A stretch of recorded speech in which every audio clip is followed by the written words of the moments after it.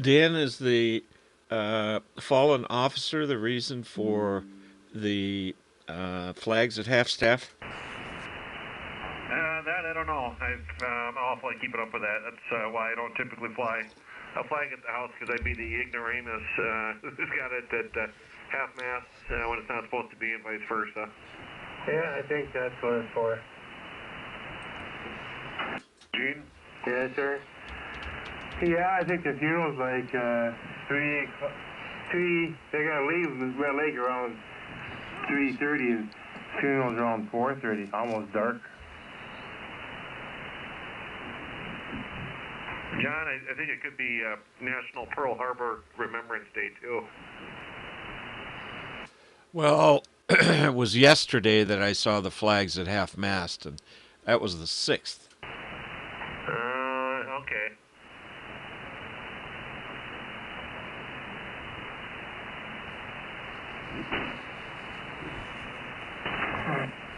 Looking at iNews.tv, and they got some guy that was extreme racist, and they got him with a shotgun, claiming he was going to kill every black person he sees. Must have been a whack job.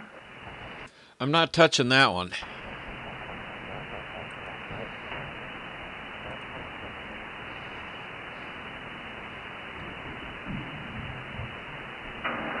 There's some people that goes beyond racism. It's insanity.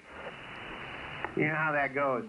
It's a knick-knack, paddywhack, give this guy a Glock. He's going to come and clean your clock. Huh? How's that? There you go. Hey, Stu, Yes.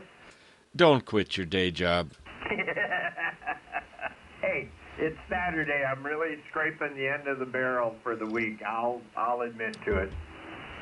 Hey, don't put too many scratches in the end of the barrel. The suppressor won't screw on. Oh yeah, that's what they say. Hey, do you guys remember that breakdancer ray gun during the Olympics? Let me think. No. I didn't watch well, the you have to opening. look her up. It's a very, very white girl doing a breakdance routine, and she was very, very bad at it. And she got so much guff over it, she actually quit breakdancing out of the deal. And I couldn't help but think, Stu, that you're kind of the rap equivalent of Ray Gun. Oh my goodness. Well, you know that rap is spelled with a silent C at the beginning of it.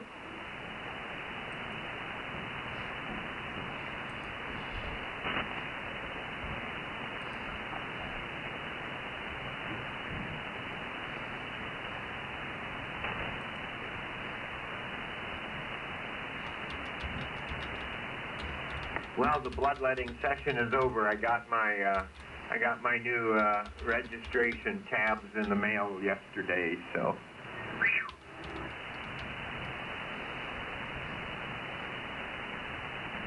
Once again, I've funded DMV for another couple months at least. Well, the good part about that is you get to look forward to it in another year, too. Yeah, it'll be a little smaller, you know. That's the only redeeming grace. But yeah, having done all those years. I mean, when I came up here, my truck was 12 years old, so I was already paying, I think, the lowest registration fee that they'll give you. And then I drove it for 10 years, and yeah, so that was like all 10 of those years lumped into one. Yeah. With my EV, there's an additional $200 every year to replace what I'm not paying for road tax. And I've figured it out, and it probably works out about the same. Ah, interesting. Yeah, I do seem to recall that, but good that you did the math on it. Stu, I just sent you an important email. Looking in my email here. Where did it go? Oh my gosh. I think you made my email close down. Go figure that. I'll open it back up again. NI0K. And 7QJP. KB0 WLT. N0BCD. AB08.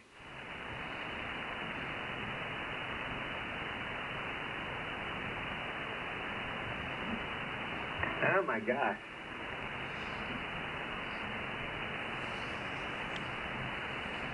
I got my certificate. So is breakdancing a real Olympic sport? So you can practice brain surgery now in Minnesota? No, I'm certifiable. Oh, yeah. U.S. Air Force Military Auxiliary Radio System certifies participation in the on-air radio special event, NI0K. Wow, a long name. AG0CE.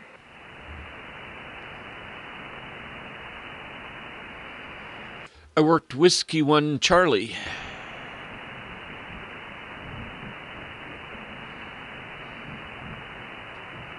Hey, Dan. Yeah. So breakdancing really is a sport in the Olympics? Yes, it was. There's a lot of jokes about the dumbing down of America, and we're beyond that. It's the dumbing down of the world, some of the sports that are making it in.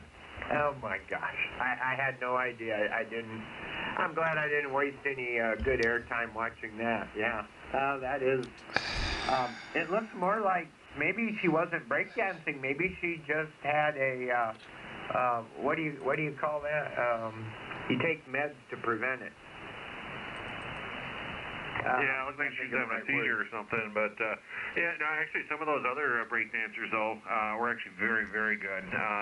A lot of technical skill there and physical fitness and all that good stuff. But her routine fell a little flat, and unfortunately, she was the person that the internet chose to pick on for that couple months. Yeah, roger that. Oh boy. Okay. Convulsion. There we go. It was like she was having a convulsion. That's what happens when you miss your meds. Oh, yeah. I was going to tell a funny story about my dog yesterday. She had something in her mouth, I could tell, and I tried prying her mouth open, and boy, she just wasn't giving it up, and nothing was working, so got up, went downstairs, went in the kitchen, grabbed the thing of peanut butter, unscrewed the lid, and then lo and behold, she did the shameful spit and spit out the Q-tip she had in her mouth. So I thought that was kind of funny. That's going to have to be my go-to anytime I need her to open up. Oh my goodness.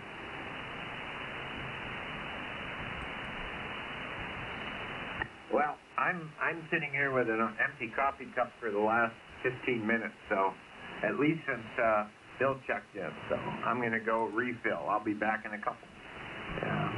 Go check and see how that heat pump's doing today. Huh, Gene? Yeah, roger that.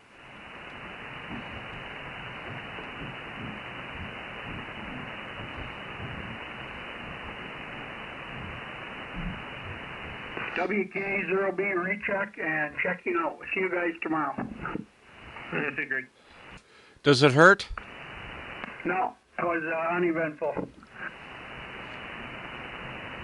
Yeah, you should have started with, honey, I let you sleep in.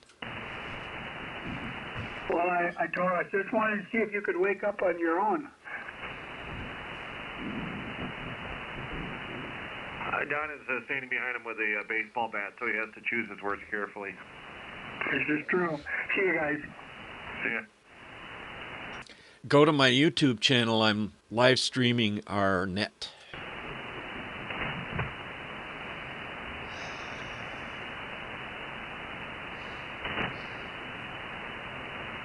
$37.61 Babble On net.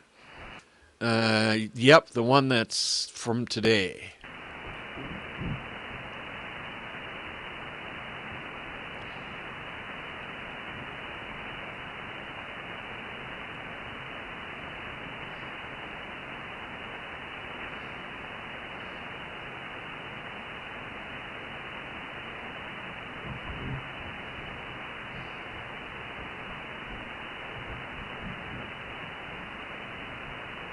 Hello, audio.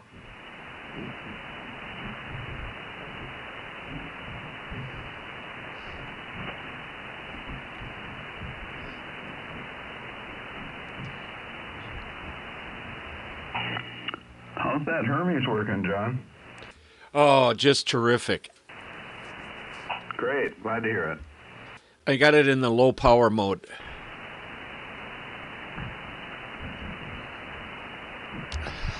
What is that, like a 15-second delay, John? I have no idea, and it's probably different for everybody that gets the stream. Yeah,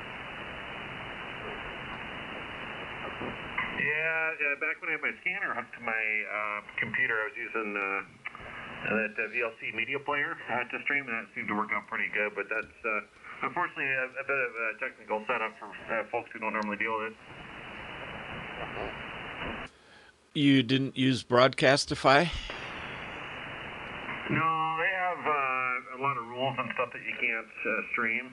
So it's I don't know. This one is kind of just for my personal streaming. Ah.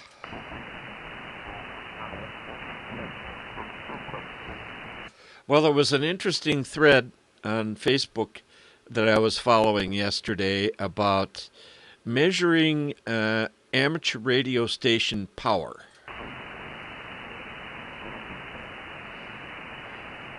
Did it have anything to do with making sure your outboard wasn't in the water on your boat when a lightning storm came? No. Stu, maybe you didn't catch that one. There was 150 comments on it when I looked last. Should you do you measure your power output of your transmitter at which end of the feed line? Oh, I did see that. Yeah, I just went, okay.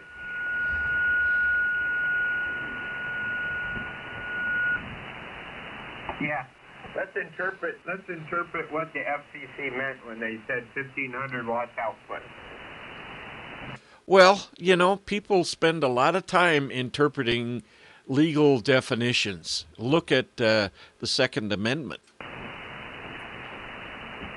Well, call me crazy, but I'm thinking there's a little bit of difference between that and measuring power output. But I could be off, but yeah, whatever. I mean, it works.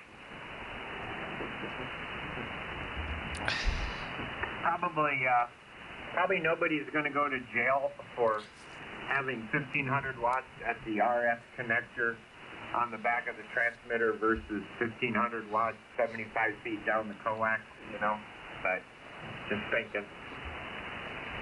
If you look at Larry N8LP, the guy that makes the watt meters, Telepost, he says that his interpretation of the power measurement rule is, as far as a watt meter is concerned, it's forward power minus reflected power. So if you have 1,500, let's say you have 1,800 watts forward and 300 watts reflected, you're within the legal definition of 1,500 watts. Oh, okay. So there you go. There you go. Yeah, I never did quite ever hear an explanation. I mean, back in my novice days, everything was input power, I never did understand why the FCC chose to make a difference, and change that to output power. I don't know what the drive behind that was. It was allowing U.S. hams to use more power. Okay, well, I guess that accomplished that then, yeah. And look at it's just like when everybody went from cassettes to compact discs. You got to spend a lot of money, and so if you go from 1,000 watts input to 1,500 watts output, you got to buy a new amplifier. Yeah. Yep. Well, like I said, there's probably something very much to that. Yes, there is.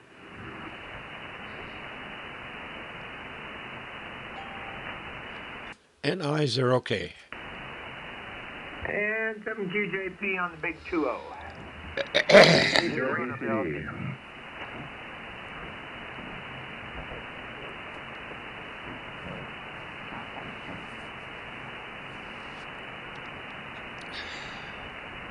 KG0CE.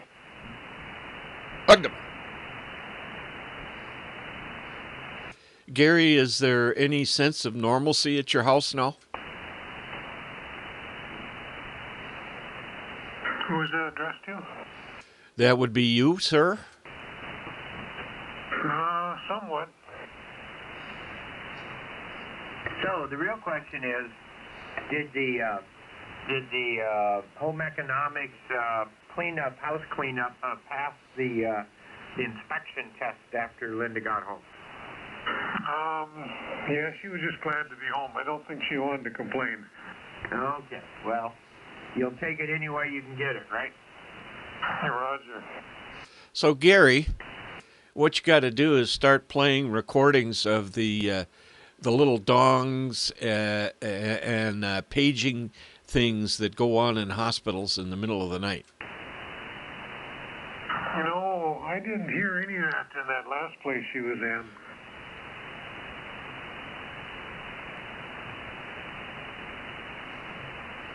I think they carried little handheld radios. They are they're Wi-Fi radios. They work through the Wi-Fi system in the hospital. Nice.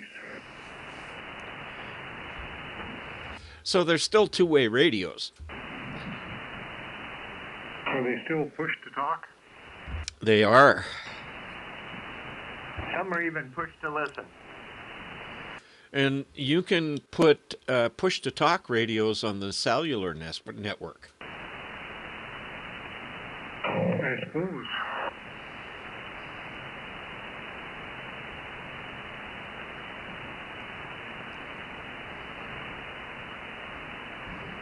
Bill, did you see that thing that AWS is now the largest implementation of AI in the world?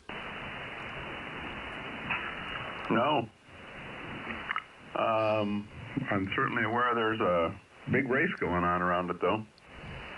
So everybody was putting their bets on NVIDIA, and AWS has come out with a new chip that for AI, and it's blown NVIDIA right out of the water.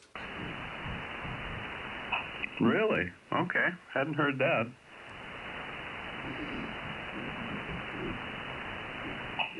I didn't know AWS even was into chip manufacturing.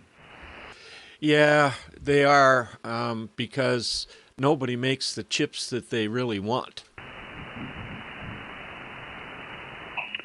I suppose if you got deep enough pockets, you can do anything, make anything you need. They got so much money they can't even put it in pockets.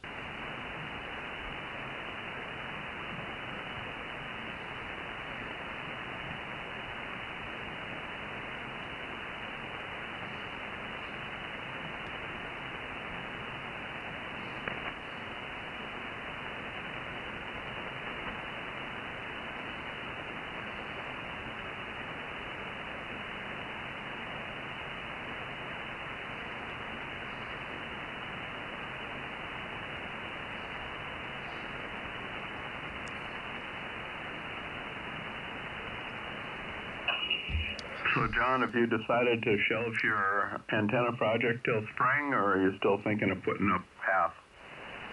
I'm going for the whole thing.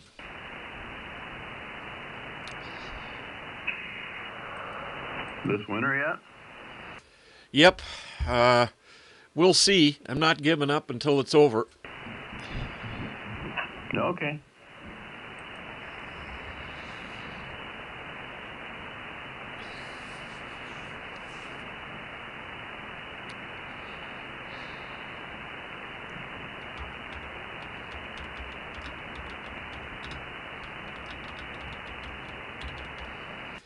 As a matter of fact, I was thinking on working on it this weekend. Now that I've proved my gate configuration concept, I have to build another gate, and I have to build the framing for the thrust bearings. I have one made, and I have to make three more. And in order to do that, I have to get some more aluminum material, and I have it, but it's still got a bunch of junk attached to it. So there'll be some time spent in the garage. Okay. Well, it's good to have a project. I was talking to a guy last night. It says, well, he has a seasonal business. He goes from June 1st to about November 1st. And the rest of the year, he doesn't do anything. And he said he's bored out of his mind. And I looked at him and I said, there are so many cool things to do. How can you possibly be bored out of your mind? Yep.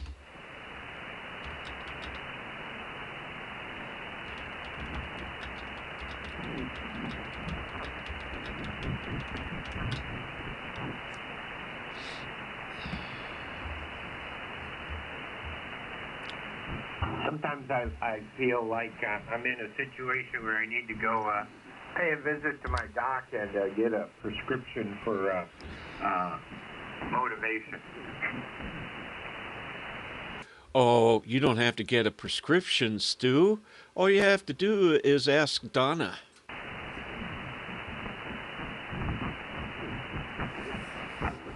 Well, yeah, I guess. She's got a boot that will give you lots of motivation. Not likely. She doesn't use a boot on you? A boot? Yeah, a boot. You know, in your hind end. No. We don't work that way. This is a boot-free zone. Well, my wife kind of gave up on that, but she does nag me every year about some projects.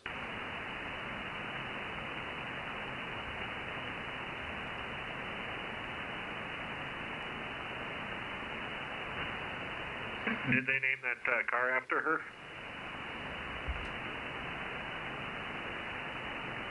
The Ford Mustang? That one's a little bit of a stretch there, Daniel. You know, at this point in life, I'll take whatever I can get.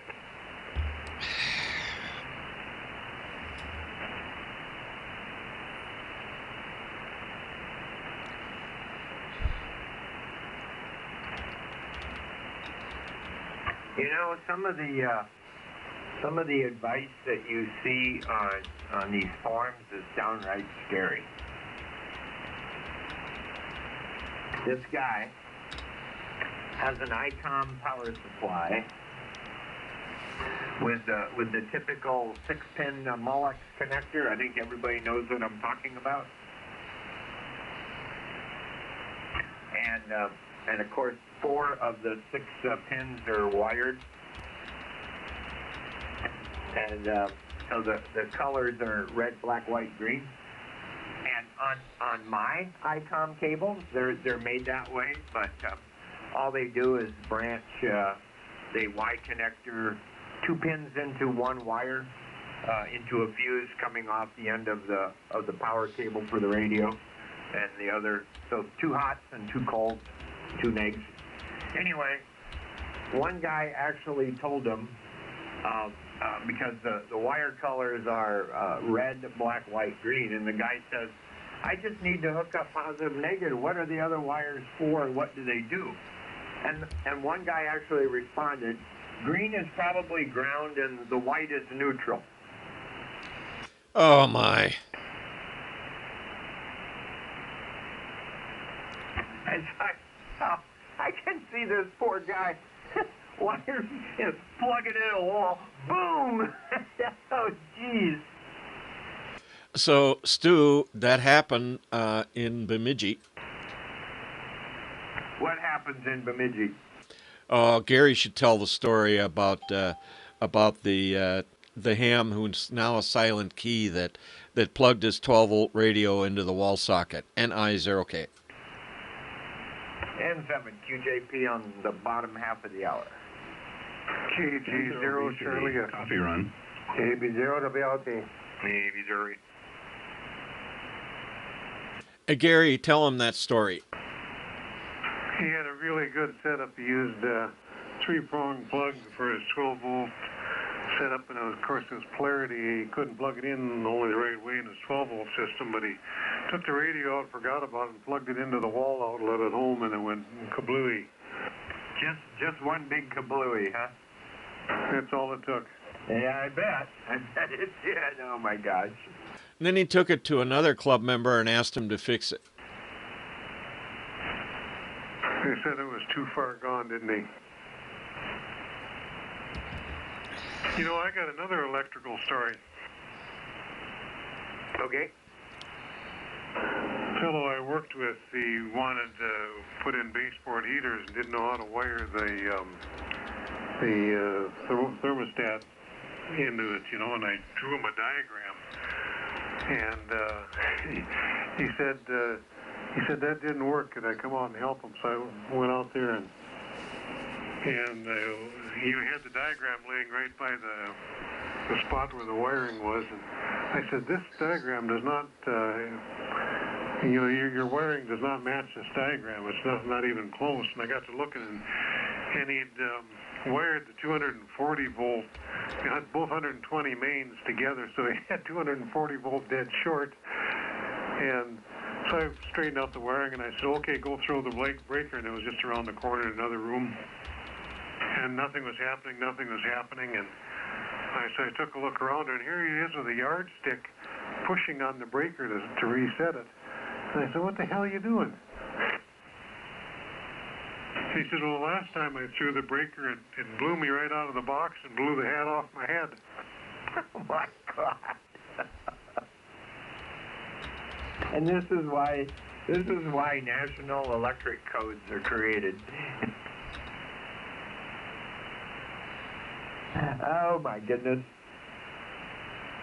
I can only imagine what happened there.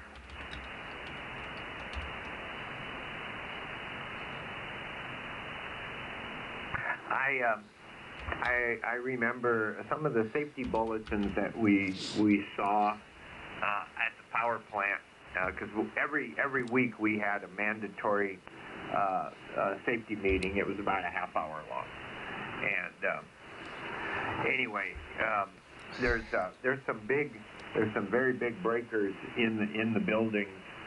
I mean, they're in cabinets that are 5-6 feet high, ish, and that's just for one breaker, and it's like 6 feet deep, 7 feet deep, and 3-4 feet wide, 5-6 feet tall. And when you go to manually operate the breaker, you have to put on PPE, and it's all fire retardant. You actuate the breaker with the equivalent of a 3-foot yardstick. It's more like a 6-foot fiberglass pole. And a guy, there's a safety observer that's with you, has a rope tied around your waist so that he can pull you off if something goes bad and you can't move, you know. And yeah, it's intense. But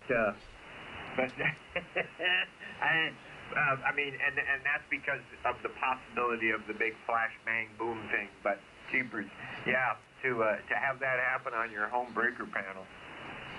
I have watched a bunch of those videos, Stu, with the guy and the PPE and the safety guy and the rope and everything, and there's never any arky sparky. Why is that? I want to see one where the guy gets thrown across the room. Both guys get thrown across the room.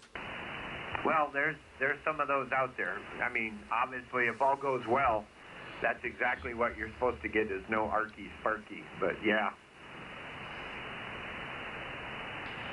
that'd be one job that I wouldn't necessarily like to volunteer for, I think, during an outage. Yeah. No, it's the new guy that always gets told it's part of his initiation. Yeah, probably. Probably. Poor new guy. He's 19 years old, and he's in this PPE, sweating bullets and shaking. And the boss man is standing outside the room, looking through the safety glass, laughing.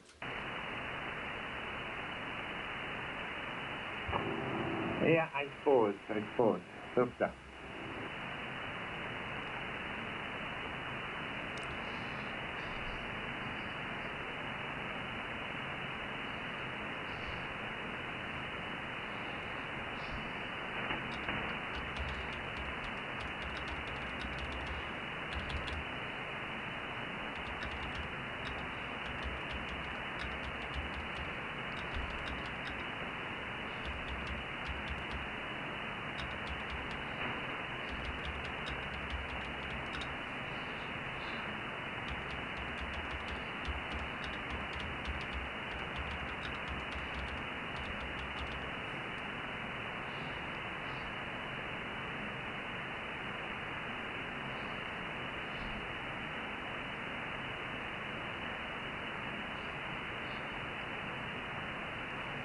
Hey, Dan. Yeah. So, what do you think of the traffic that the 950 repeater is carrying now? I got it on in the background, but not actually specifically listening to it.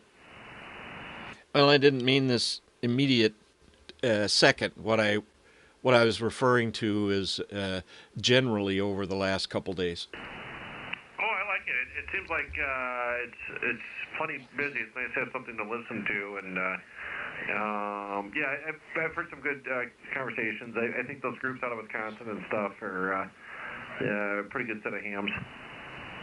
Boy, they really are. I had one of them reach out to me and suggest that I carry this traffic or link up the repeaters, and there's some pretty sharp cookies over there, which is good. I enjoy that kind of person that kind of knows the background at least of what's happening behind the curtain. Yeah, that really is. I did get that it seems like they're more technically inclined than the kind of the net average there. So yeah, I know I'm happy with it. And like I sent you a text about, the audio sounds really good too. It's everybody. It seems like the volume levels are good and just very clear, and you wouldn't even know it's a linked system. It doesn't have some of the common issues of the audio stinking or dropping out or anything like that.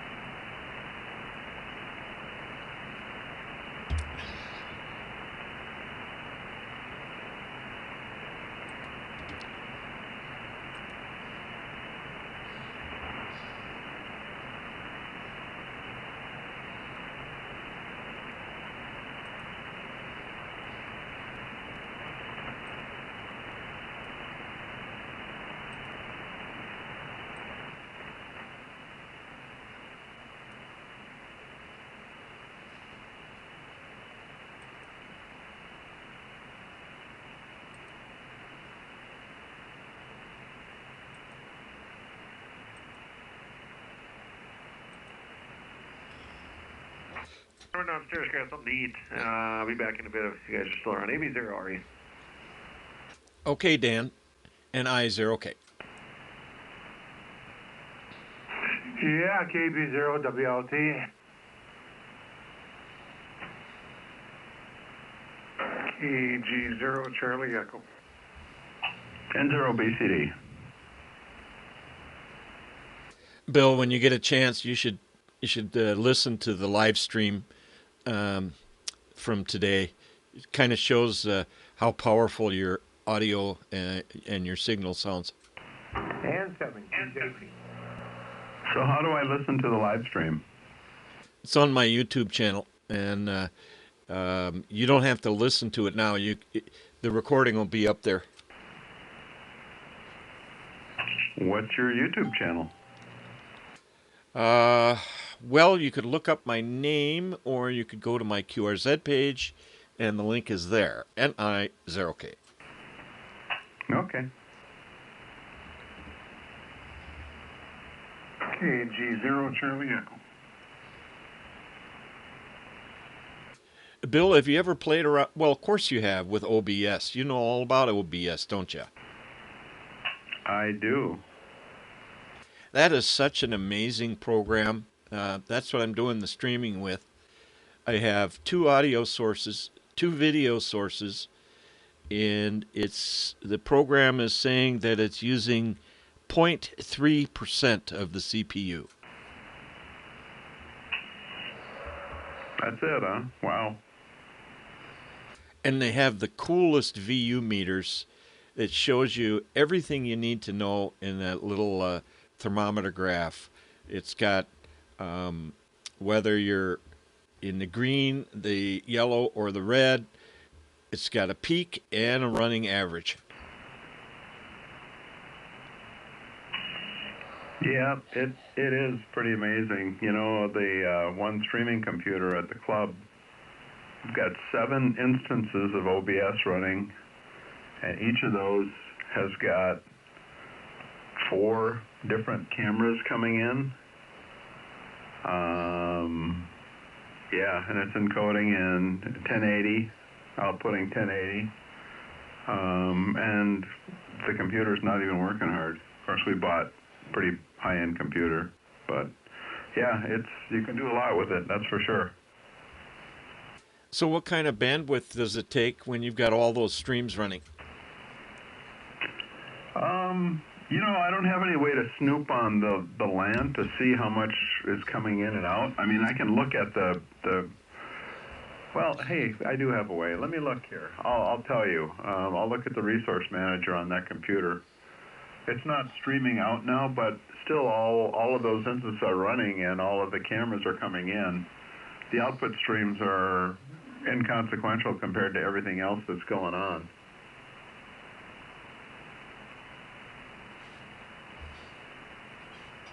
Oh, I suppose because all the cameras are on the LAN. That's right. 36 cameras?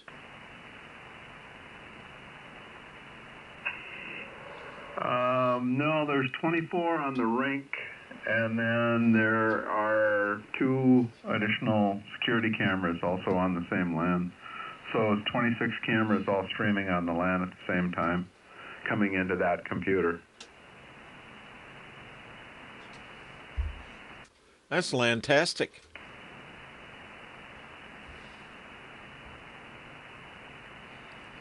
And is it all on a gigabit network?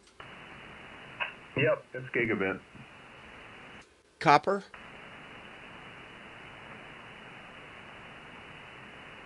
Hey, John, Yeah, Gary. is that node that you're hooked up into now for your 440 machine, is that accessible with my buddy Dick in over there by Lee to access them through the air? No, I don't have that node connected, but I don't really want to connect somebody else's node to this much traffic. That's kind of frowned upon by the people that own the repeater. Yeah, I was thinking that if there was something that he could get into one of the existing nodes, that he's close enough to access over the air. So did I not send you a bubble chart that shows all the repeaters connected? Yeah, and I got it, but I don't know how close some of those are. Maybe forward it to Dick. He might be able to pick it out. Yeah. Where does Dick live? Oh, that one's 20 miles away or something, you know. He lives by Highway 35 there in was County Road 22. It's pretty close to Lee. He's just on the other side of the road from Lee. I see. And likely not, because pretty much all those repeaters are like La Crosse. And then there's one in Green Bay, I know, and then Northern Illinois. Yeah, it's not really Twin City related. That's kind of what I was thinking when I was looking at it. I couldn't recognize anything close to the cities.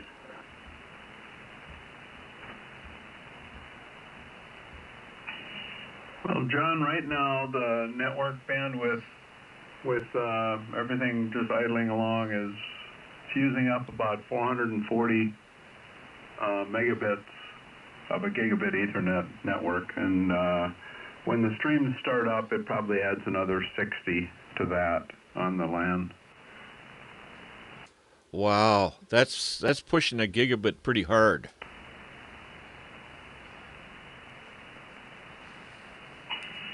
Yeah, it all seems to work just fine. Don't have any hiccups. Wow, you'd think if it's using almost half of the bandwidth of the LAN that there would be enough packet collisions to cause dropped frames that you would see. Yeah, you'd think so, and it's not just one thing. It's not like one file transfer is happening. There's lots of different boxes and pieces talking, at the same time. So, yeah, it works pretty well. So you're thinking about 60 megabit uplink to the internet? Yeah, it's less than 10 megabits per stream, and we when we live stream, we do each sheet individually, and there's 6 sheets, and then we do a combined stream that shows all 6 sheets on one monitor. So in the Mac world, is OBS popular there too? Yep, it's cross-platform. Yeah, people use it on I don't know if there's a Linux version too. There might be, I don't know.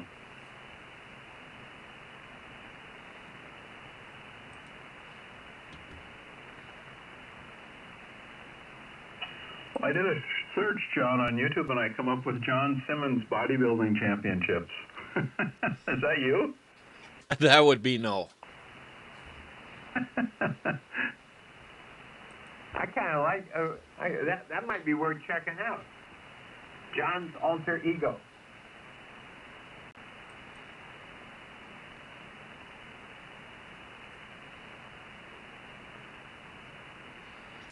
John Simmons 7806.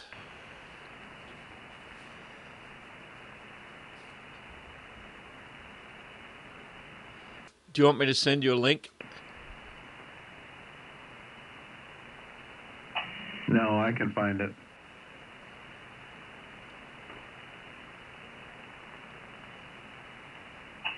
Yeah, I got it here.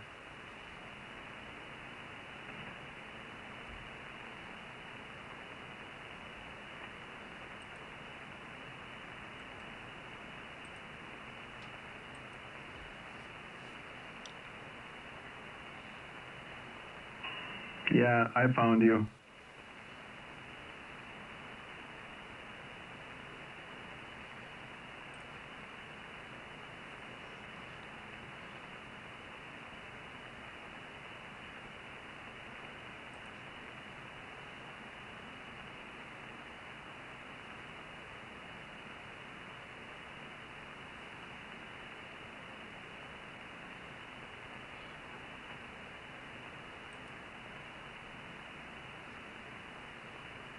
Well, the 9L5 Alpha de-expedition group has broke the 100,000 QSO mark. Yep, and they're packing up. Yep.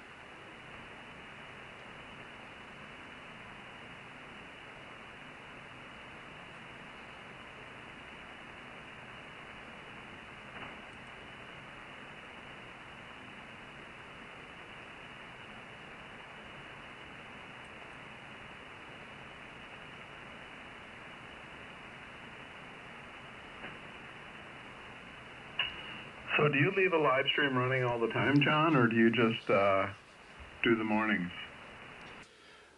No, I do not leave it run all the time. I'm kind of selective about that. But yeah, you can't live stream in a contest. It's against the rules unless you were to.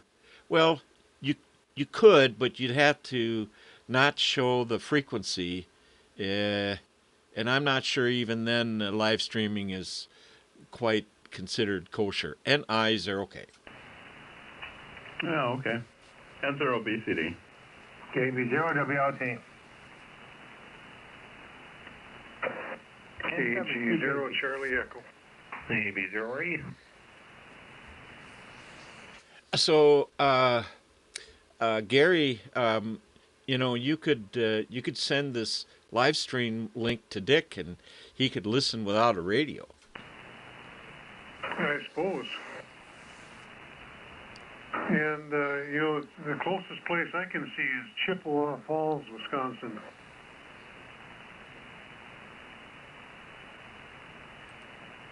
That's over on the western edge. Yeah.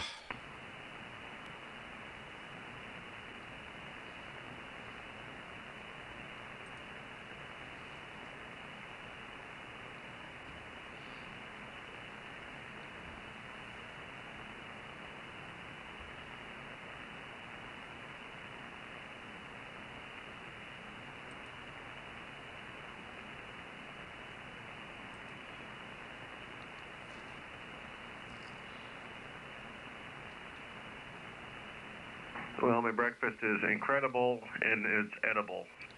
It's an egg. Ding, ding, ding.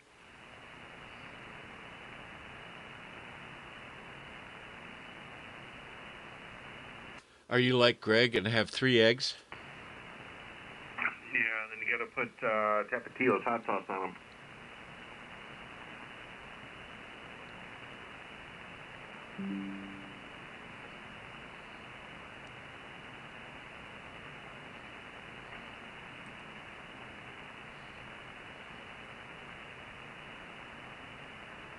It's straight east of Minneapolis by about 90 miles. Yeah, he's not going to make that, Gary. Yeah, it's a stretch. He's got a vertical up.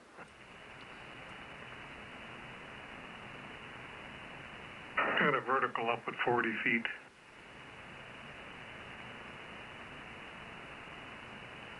You could actually use the radio mobile website and see if he's even got a chance at it, but it would be easier if he just adjusted his radio to that repeater and see if he can hear it. I think so.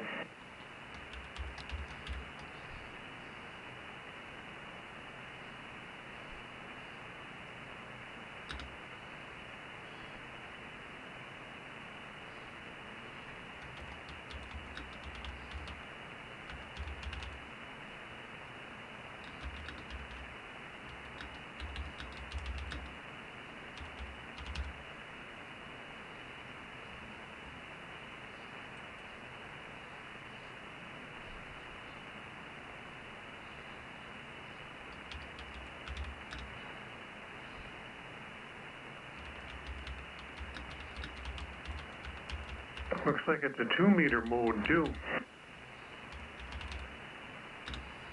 The one in Chippewa Falls is 2 meters? Yeah, Roger, 145.100.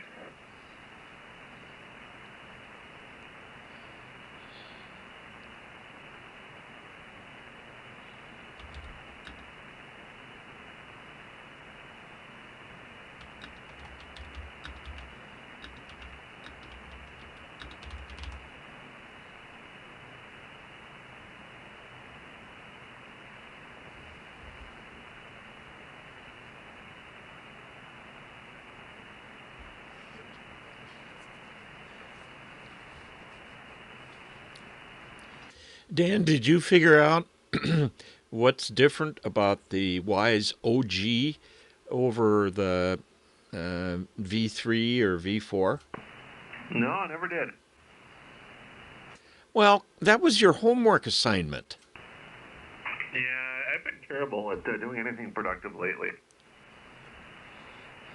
All you do is play with a computer and talk on the radio.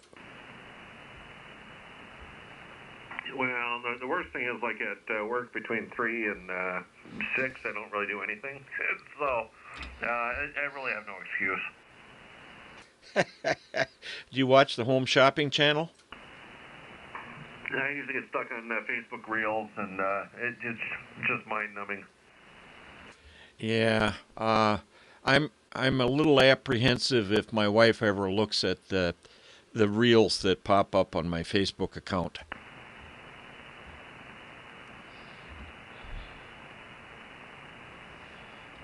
Yeah, you never know what you're going to get on Reels. You know, it's you can have a lot of stuff custom tailored to your interest, and then 10 videos in, they throw you a zinger.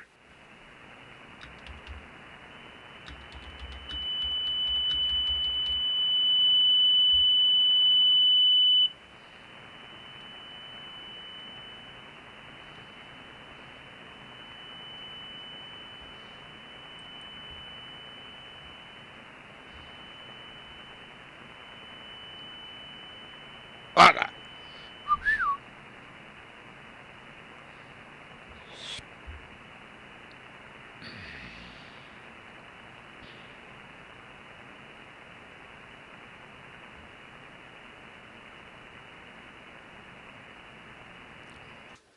Yeah, so Bill, you asked about doing that Yagi project.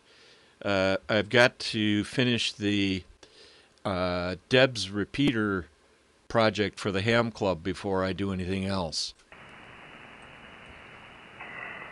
Okay. So, there was some discussion about how much repeaters are utilized. Is that Deb's repeater going to get utilized much, do you think? Well, it's just going to be another repeater in the club's linked system, so it'll be used the same. It will be used by me and possibly Mike Locke, and I don't know who else. You think it'll reach Stanley's deer camp west of Elida? No, that would be the Lingby repeater would be good for that. Oh, yeah. And that repeater needs some attention. I need to get out there and spend a couple hours of fun there. What's it doing or not doing, John? It's an alligator, and not only that, the controller has issues. Well, if I were you, I would rework everything, from the wall socket up to the antenna.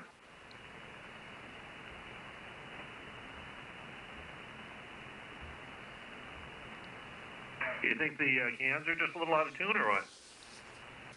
No idea. And based on my little tale there of fixing the 950 repeater, alignment is not a troubleshooting tool.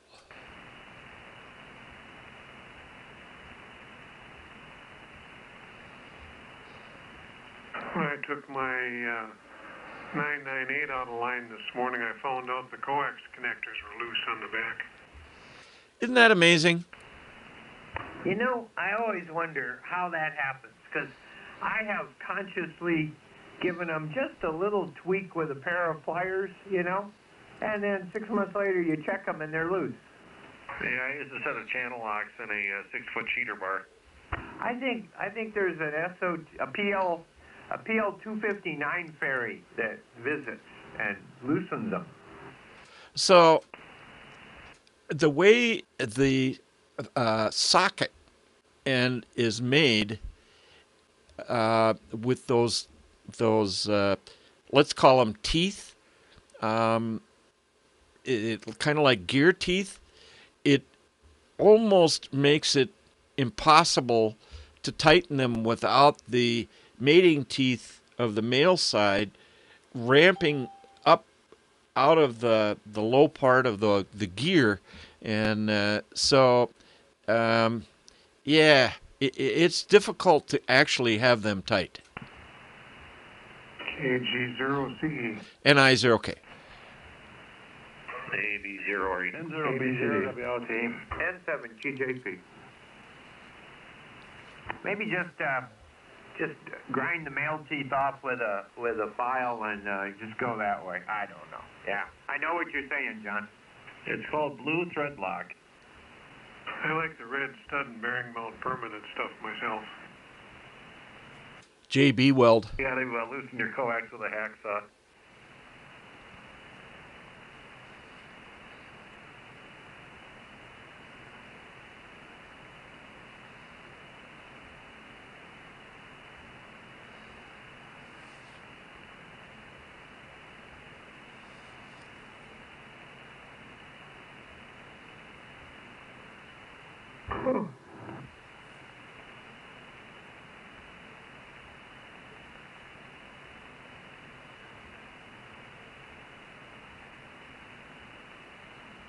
John, new version of Grid Tracker 2 out. So it automatically installs that for you without doing anything.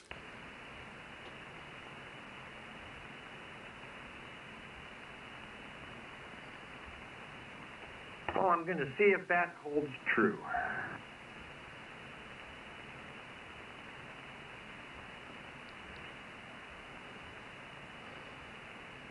Did you see on iNews a guy came home drunk and tried to get into the wrong house, and when he made it in the house, somebody had the homeowner open the door and come barging in. The homeowner shot him. Nope. Whoops. The guy they studied it, and they said they weren't going to file charges against either person. Did the guy live? Yeah, he did. So the homeowner was a bad shot. He hit him 2 out of 3 times. I promise you, John, if you come over to my house in the middle of the night and come in through my front door, I promise I'll take out one of your pelvic sockets. You tell me which side you prefer not to have surgery on, and I will save that side for you.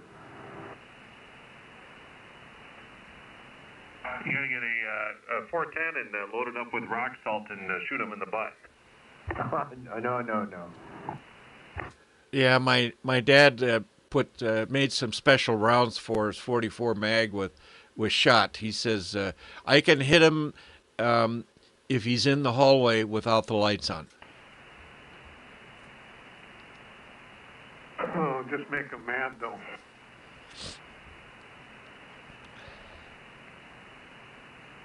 The best part about that, John, is you can't get any rifling off the BBs.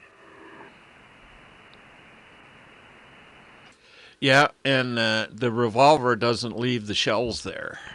This is true too. Hey, John. Yo.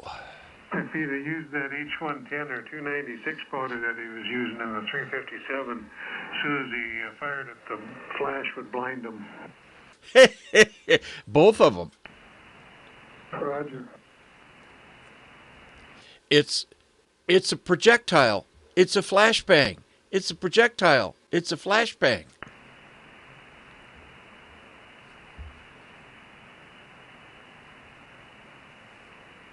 Wouldn't that be fun to take to the range in pitch black and have a high-speed camera to watch that? Oh, I've seen pictures of that. They've done that, John. Oh, yeah? It shows the fireball going right up to your elbows. Really? Absolutely. You don't notice when you're shooting it, but the flame front it fully engulfs your hand.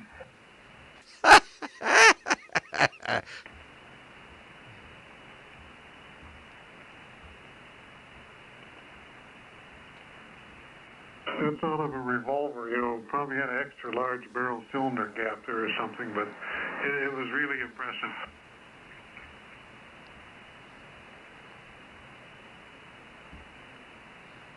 didn't tell you guys about my call of the night yet. No.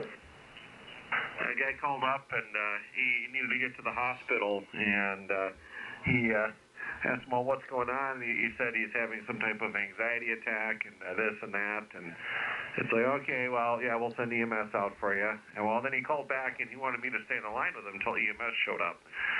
Then he started to talk, and apparently his anxiety was caused from cheating with his girlfriend, and he believes he contracted a STD, and wanted to go get checked out so he could put the issue to rest one way or the other. And for that, he needed an ambulance?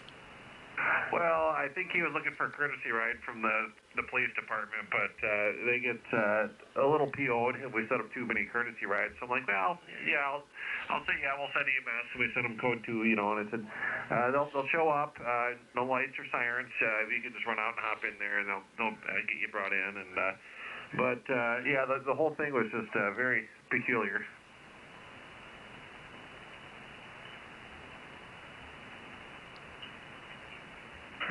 So many things I could say, but it wouldn't be appropriate over amateur radio.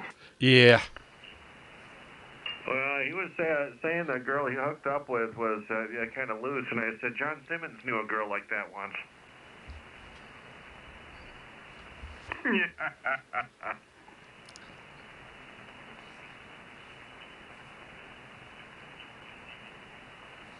Huh.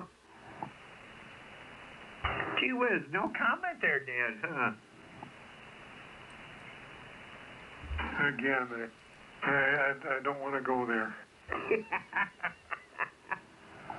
I did actually feel slightly bad for the guy, because can you imagine being in that position, and it's just like, well, if I got it, then I might have given it to my girlfriend, too, and that's going to be a real awkward conversation. Well, that's when you take the offensive and you say, hey, what the heck did you give me?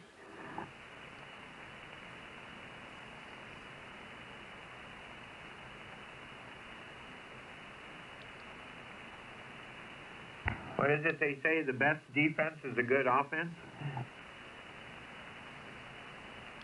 Yeah, something like that. The thing, too, though, is if he goes in and even if it wasn't an STD, if, he got the all clear thing, it's humans are kind of a stupid breed, and I could see him going back to his old ways again. Oh, yeah. Dan, that picture you sent me, that was one of Rodney Dangerfield's jokes. Yeah. Everything on that page is pretty good, but that one kind of made me laugh extra hard.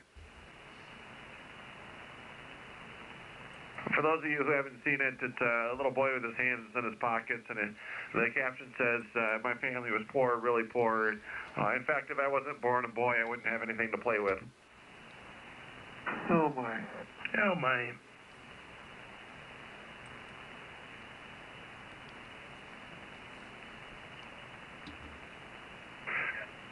Yeah, Rodney Dangerfield, when I was younger, man, he just irritated me. It's just like, this guy's not funny.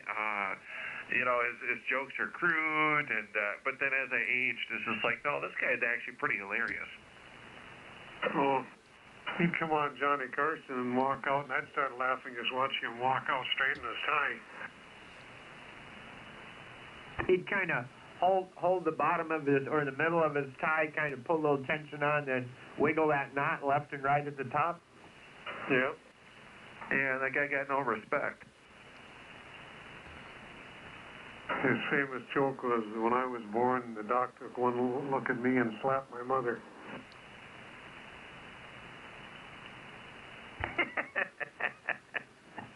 And see, I got no respect.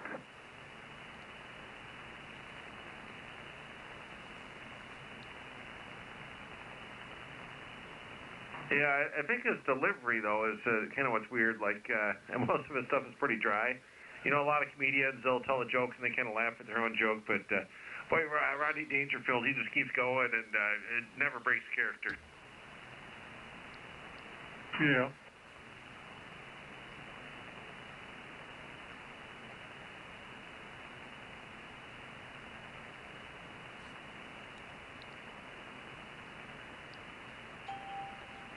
NI0K.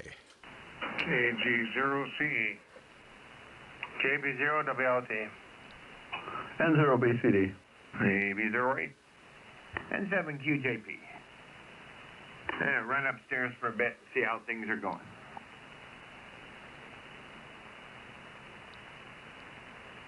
Gene, anything new with your daughter? No, not really. Okay, I think about her every time we get a exhibition driving complaint at Target. Yeah, you bet.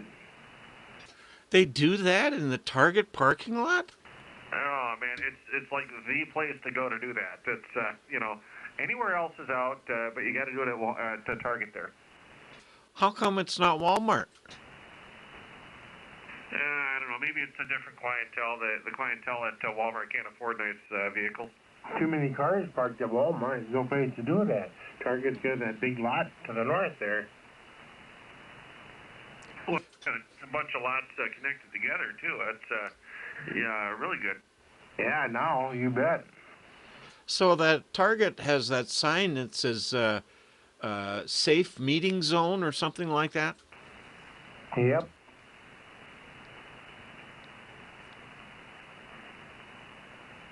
Got one there, and I think there's one down in the City Hall parking lot.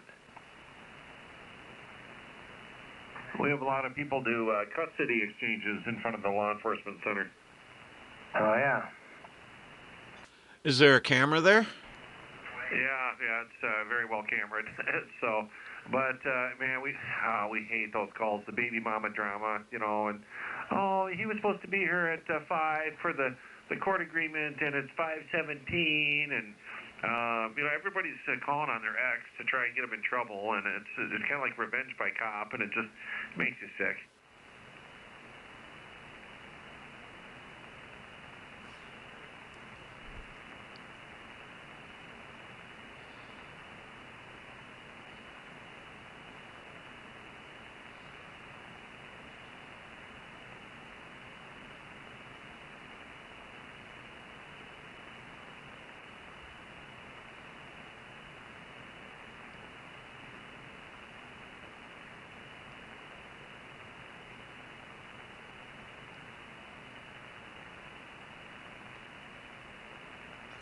I'm reading a story about the movie Bullet and how the chase was done and planned and all that stuff.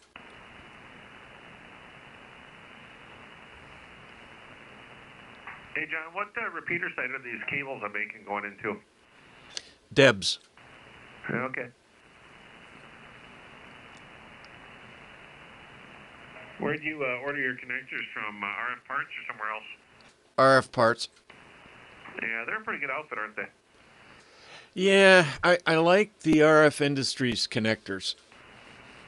Yeah, I've been real happy with them too, and I've ordered quite a bit of stuff from Tesco. But the neat thing about RF Parts, I think, actually finding the connector you need, because you can dial it in by cable group and then a connector and stuff. It seems very, very easy to find the correct part number.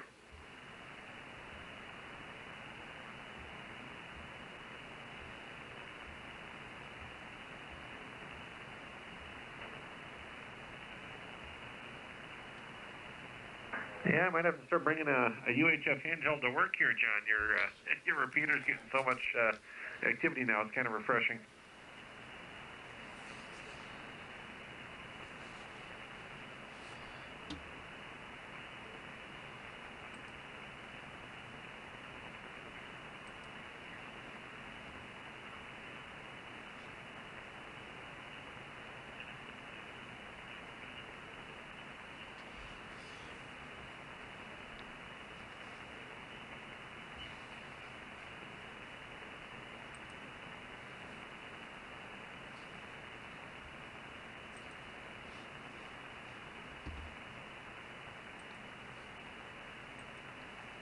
Hey, Gary.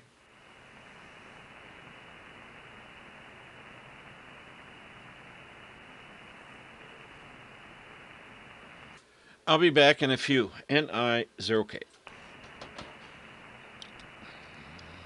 Maybe 08. 10-0BCD. Yeah.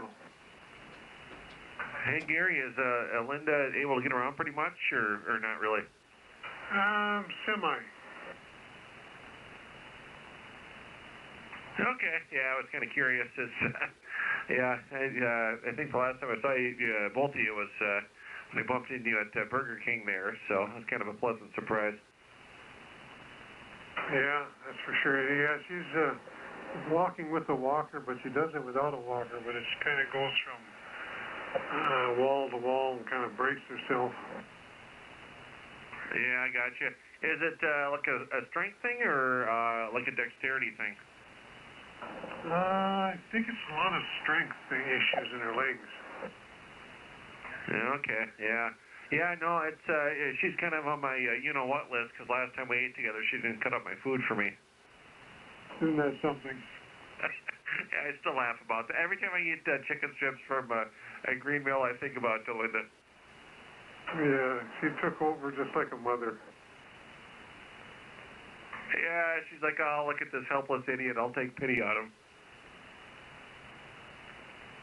I remember my youngest brother, Dale. He was the last and third born, and my mother kept cutting his food up, and my dad finally said, you know, he's never going to learn to use a knife and fork if you keep cutting his food all the time.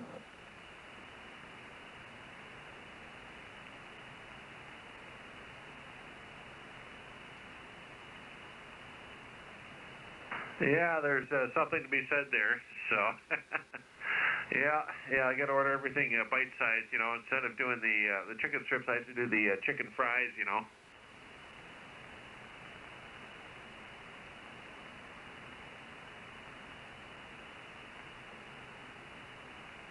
Yeah, that's for sure.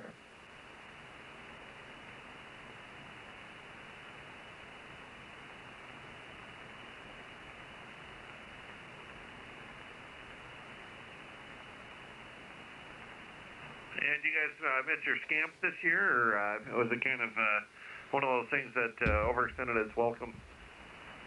Well, the year before I sold it, not this last summer, but the summer before, toward the end there, I had made up my mind in the spring I was going to put it up for sale, and I did not miss it.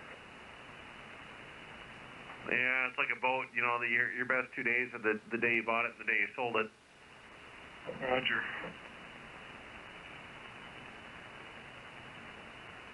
We were camping in the last camping trip of the season that we had the scamp, and I told Linda, I said, this is it. Better enjoy it. I'm going to sell it in the spring, and she was upset. Yeah, I don't know, kind of one of those things that's, you know, I'm awful at even winterizing the motorcycles and stuff, and, you know, campers are kind of their own special set of circumstances there, and like keeping the tabs current and winterizing it and doing the routine maintenance and stuff. It's quite a bit of work. So, yeah, every once in a while you run into people that are real militant that, we're going to, you know, go out 10 times this summer, and that's pretty neat. But it seems like almost everybody else is just like, well, we made it out 3 times. That's pretty good. Yeah, over the 10 years we had it, we used it a lot.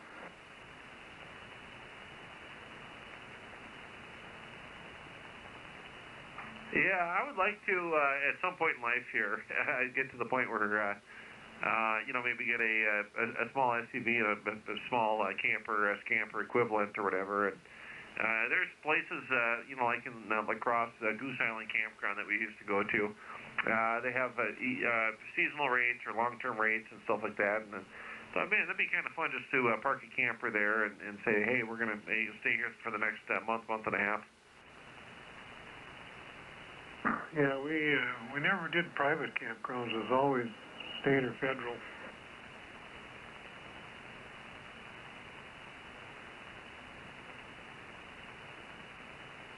And when our daughter Bonnie got her camper, she got it like the next year or so, and she set up all the reservations for us. So she was our reservation manager.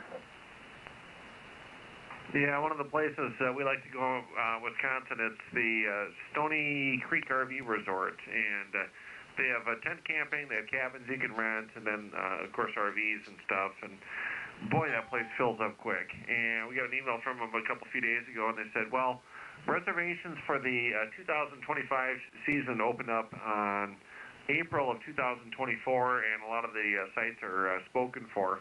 So it's just nuts how much planning you got to do. Well, I know in the state started limiting their reservations to 4 months before the date you want to use it. You couldn't do it a year or two in advance, or like they used to be able to. Everyone was just gobbling them up, and so now you got to wait till. And Bonnie would wait till the minute the reservations opened up and quick dive in and see what you could get.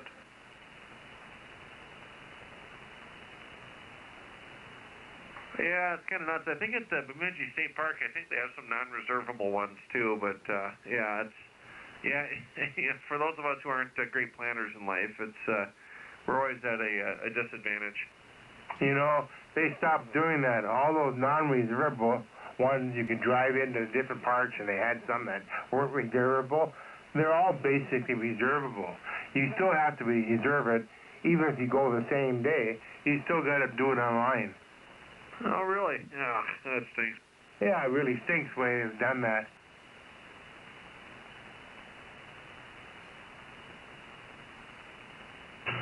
From what I understand, they changed it within the last year or two, where at least some of the sites are held a lot longer, because, gosh, 3-4 years ago, you had to reserve it like 6 months out. I mean, you'd look, and if there was a 6-month window where they would drop, put the sites available 6 months from the date, you needed to be there the morning of 6 months ahead of time to get a site, And from what I understand, they've taken some of the sites out of that, and they make them available. I don't know what the window is, but it's much, much closer to the actual date, so you have a chance. So somebody that's not a great planner and doesn't think about it 6 months out may have an opportunity to still snag a site. Oh, yeah. I know I made a lot of changes. But camping has just gotten to be so much more used. I guess the state parks and stuff are just booked up all the time, but I think it's, everything's getting so expensive that it's one way to go do something that doesn't break the bank, Well, we used to go on the spur of the moment. We'd see how the week weather was, and Thursday we'd say, okay, let's pack up tomorrow and we'll go out, because it's going to be nice weather and sun, and you can't do that anymore. You got to get a reservation ahead, and who knows what the weather's going to be like. We've had pretty good luck doing that if you go to a state forest campground.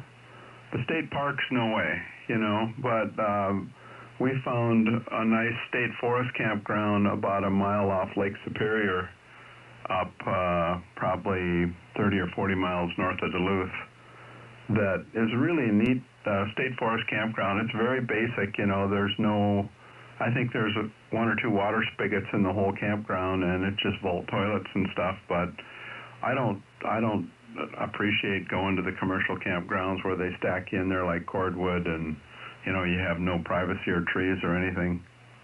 Yeah, I know what you mean, but that's my wife used to like. She wanted to be around people, wanted to see people, and had to have electricity, and it just made things rough.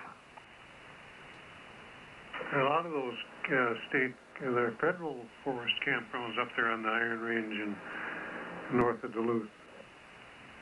Oh, yeah. There's one down there at Grand Rapids, too, along the river there. It was really nice, but, like you say, it gets so booked up. The city campground at Big Falls is actually kind of nice. That city campground by the lake by Bagley there isn't too bad either. It's run by the city.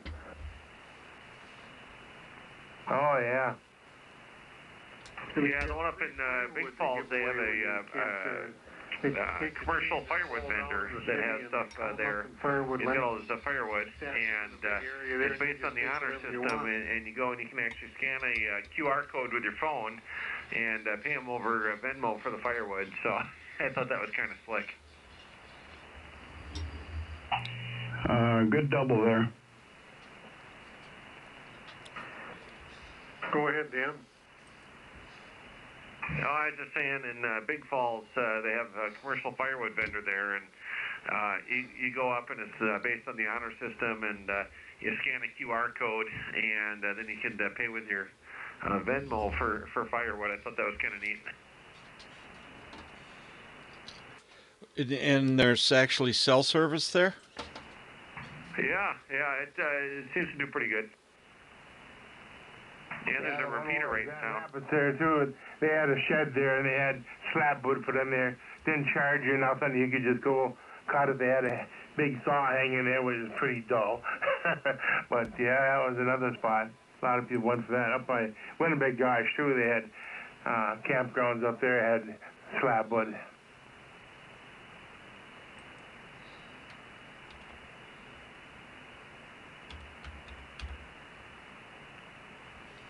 Got to run down the hall. Don't trip. I should bring the DeWalt battery-operated sawzall with the wood blade on it and cut up the slabs. Oh, a lot of people brought a chainsaw, so it was no problem. Oh yeah.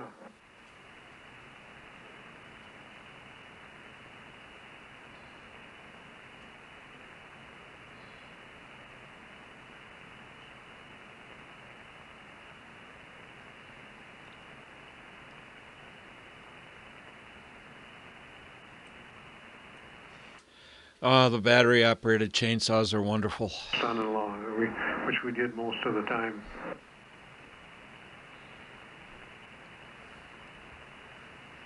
I'm sorry, Gary, I doubled with you.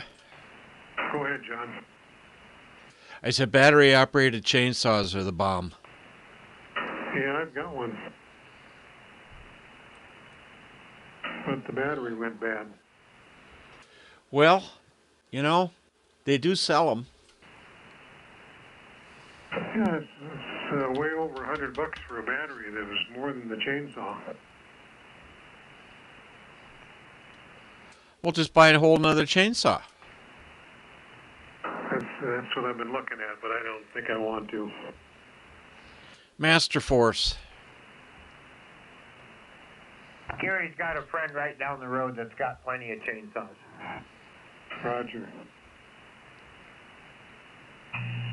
Yeah, John, I agree. I bought one of those Milwaukee 8-inch, just a little jobs, and man, that thing cuts wood. I mean, I can't believe how much that thing cuts.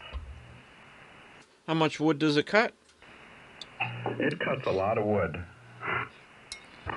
Wood can a wood saw chain battery cut if a wood saw battery chain could cut wood? And the thing that amazes me is how long the battery lasts. A lot longer than I thought it was gonna.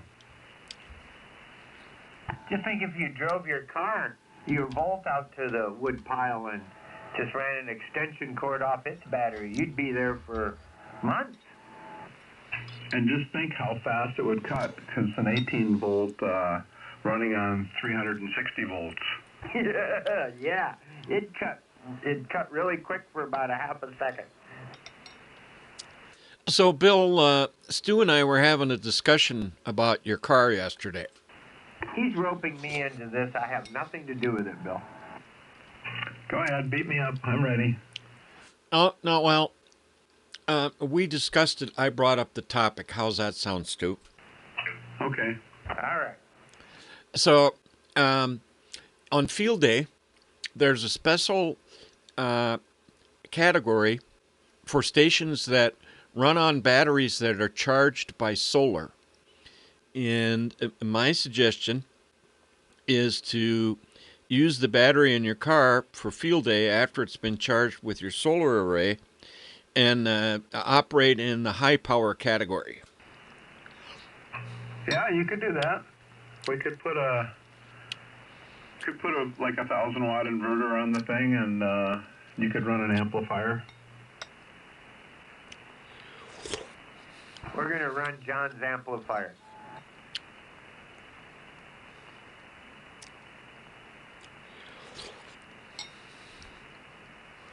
You got any inverters that take, what was it, 360 volts? No, you can hook it to the 12-volt system. The thing has got basically an inverter in it to generate 12 volts for the electrical system, and it'll do I think 100 amps, 12 volts at 100 amps. NI0K. It'd need that. Accessory mode, so the inverter's powered up. Then you could put in a 12 volt, 120 volt inverter on it, 1,000 watt. KG0C. And 7 QJP. KB08. KV0WLTCD. I'm not sure 100 amps would be enough. It wouldn't be continuous, but it would probably approach that. Well, you could dial it down to, a little less power, right? So let's see, $14.99 at 60% efficiency. What is that, about 2.5 kilowatts? Yeah, it's over 2.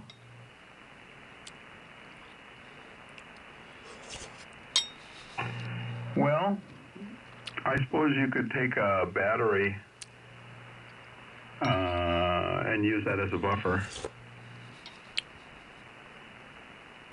Dan's got a nice big battery. I do. How big is your battery, Dan? 204 amp hours.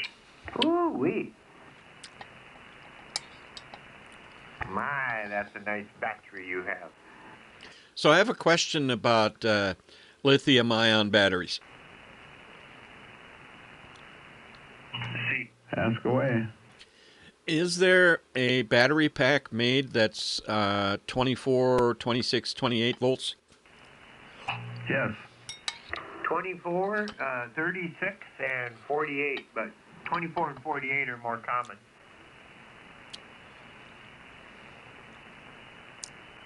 I think 36 sees their biggest marketing in the bass boat world for doing their trolling motors. A lot of those are 36-volt trolling motors, but yeah, they're very common, John. So the repeater system for the ham club at Deb's would need one repeater wants, what do they call that? I guess 26 volts, and the other one needs 12. So how would you do that with a lithium-ion battery and a solar system? I would do it with 2 batteries of the appropriate voltage and 2 MPPT chargers, one for each battery, fed off of the solar panel. Can you put 2 MPPT controllers in parallel on the solar side, Stu, or would you need 2 sets of panels? I think 2 sets of. I would do it 2 sets of panels, but yeah, I don't. I'm not 100% certain. That would be a good question to check into. Yeah, I'm not sure. I know there's a lot of off-grid home guys that run multiple MPPT controllers. I'm not sure if they're using separate strings or not for each one. Yeah, I'm using mine. My inverter has 2 MPPTs in it, but it's 2 separate strings. I think if you put them to parallel them, it would mess everything up. It might very well do that. Yeah. Well, the MPPT controllers would fight each other because they're both trying to adjust the output of the solar array. That's right. I think that's exactly what would happen. Well, technically, there's no real, there's no feedback circuitry involved. There's, it's not like the MPPT controller tells the solar array to change one of its operating parameters.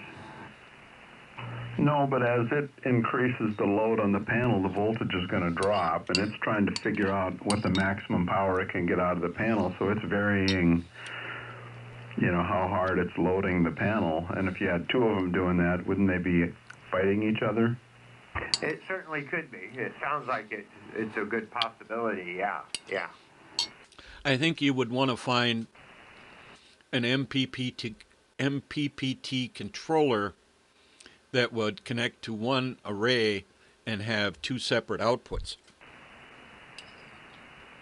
Well, that's where you If they need made something like that. two MPPT controllers, because as far as I know, one controller only has one output. I mean, if you might say, well, I can charge two different batteries off of this MPPT controller, but I guarantee you inside there's two separate controllers running. It may be in the same housing.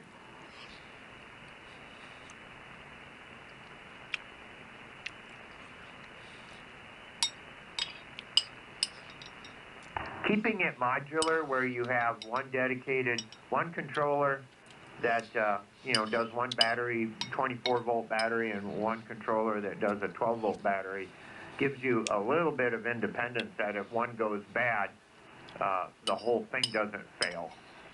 Some of these guys they call them all-in-one, and it's controller, the inverter, and the charger, AC charger, and it's all in one thing. It's really nice because you have one box, you hang it on the wall, and it works right up until something goes bad, and then the whole system fails.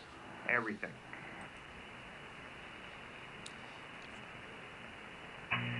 Yep, kind of like what I have for my solar system.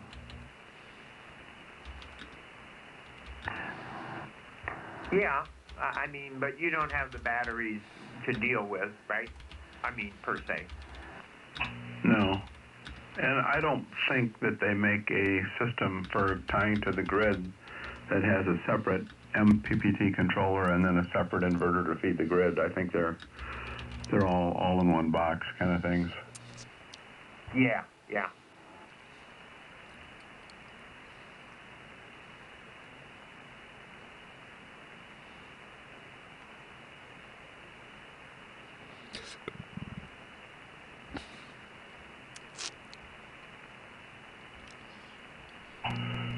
Well, I was just looking at RF parts connectors, and they're real proud of their connectors, aren't they? They're not cheap.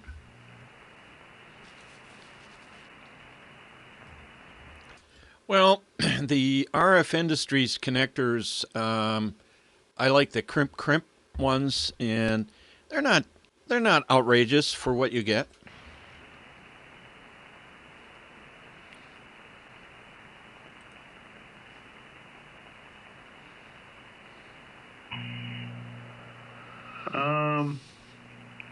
Yeah, I guess so. I guess, if you're buying like Amphenol connectors there, although I don't see Amphenol having a crimp PL259. Maybe they make one. I don't know. I don't see it here on RF Parts website.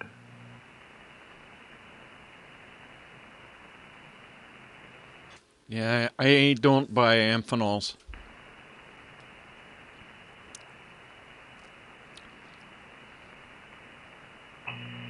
Too expensive, or you don't like them?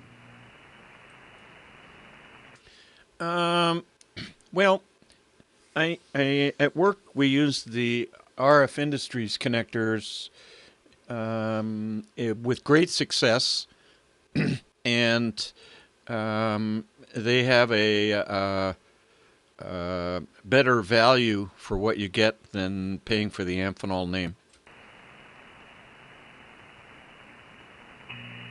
Yeah.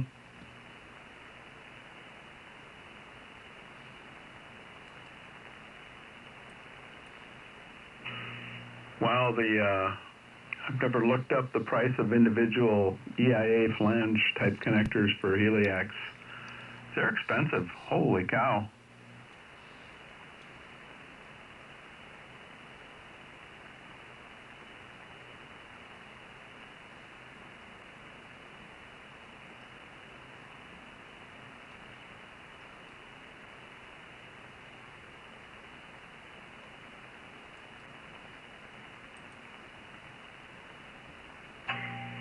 $736 for an 1 5/8 Heliax to 1 5/8 EIA flange.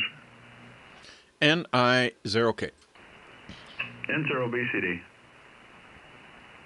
KG0CE. KG0 QJP. Well, when it comes to PL259s, I've settled in on the ones from DX Engineering.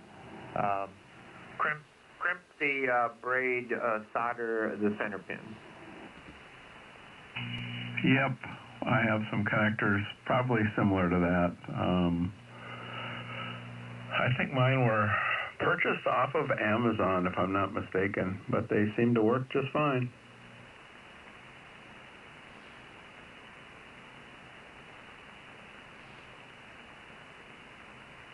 Yeah, I'm going to have to start ordering some of those things for the spring/summer move. I think I'm going to be splicing a few cables. Yeah, I suppose the run is a little bit longer, isn't it? Yeah, of course, it's a few feet short. You know how that is, right? Yep. Trying to figure out where I want to put the my desk, table, whatever, operating table in the building. It was never designed to be friendly towards monitors, except for the far back corner, and that's just I don't know. I guess that's probably where it'll go. I don't want to have my station equipment backlit with sun coming through windows, you know, kind of thing. Yep. And I don't want them shining over my shoulder, washing out the screen from the other direction. So yeah. You could buy some bricks and just close up the windows. Well, I was thinking plywood would be easier. I thought about putting a heavy curtain over one of them and sticking it there. So I don't know. I got time to figure it out yet. So I wanted to black out the window in my ham shack, and I bought two opaque roller shades, one that fits inside the frame and one that fits over, and that does a pretty good job. Yeah, I would think it would. You know, seems like it would.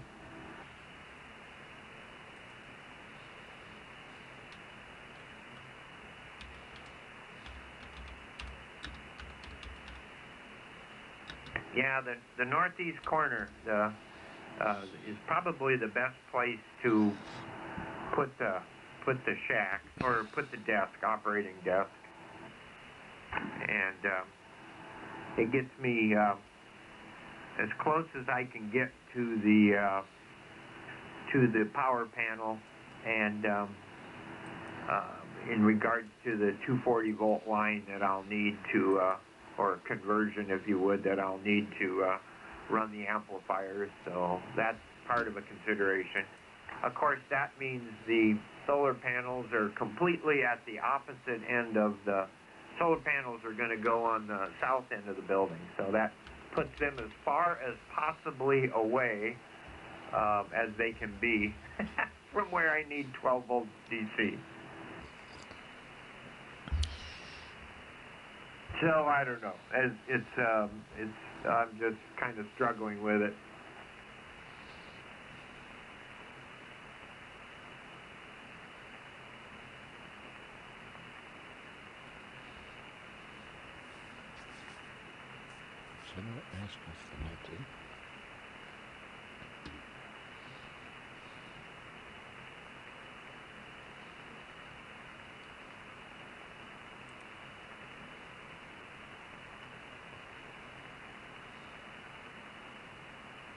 At least there's an adequate amount of power coming into the building on the AC main. So that's the one thing I did do right. And I have a pretty good array of outlets. Yeah, that's always a good thing. I did the same thing 33 years ago when I built the house here. I have two 200 amp services, or two 200 amp panels in my utility room. One is for off-peak and one is for the regular. And it's been nice having big panels with lots of juice. Yep, that's how mine is as well. There are two 100 amp panels in the she shed, and I have two 200 ampers in the house here.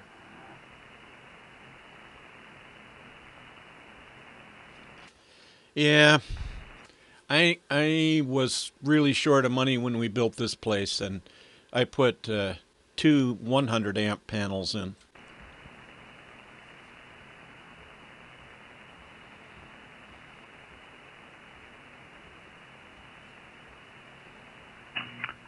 Yeah, from what I understand, the meter socket I have is Hey, good Jack. for 300 amps. Come on. So obviously I can't draw 400 amps.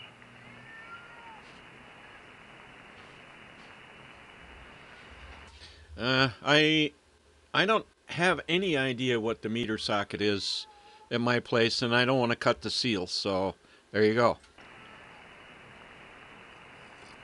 Well, I don't know if it would say inside of it what it is.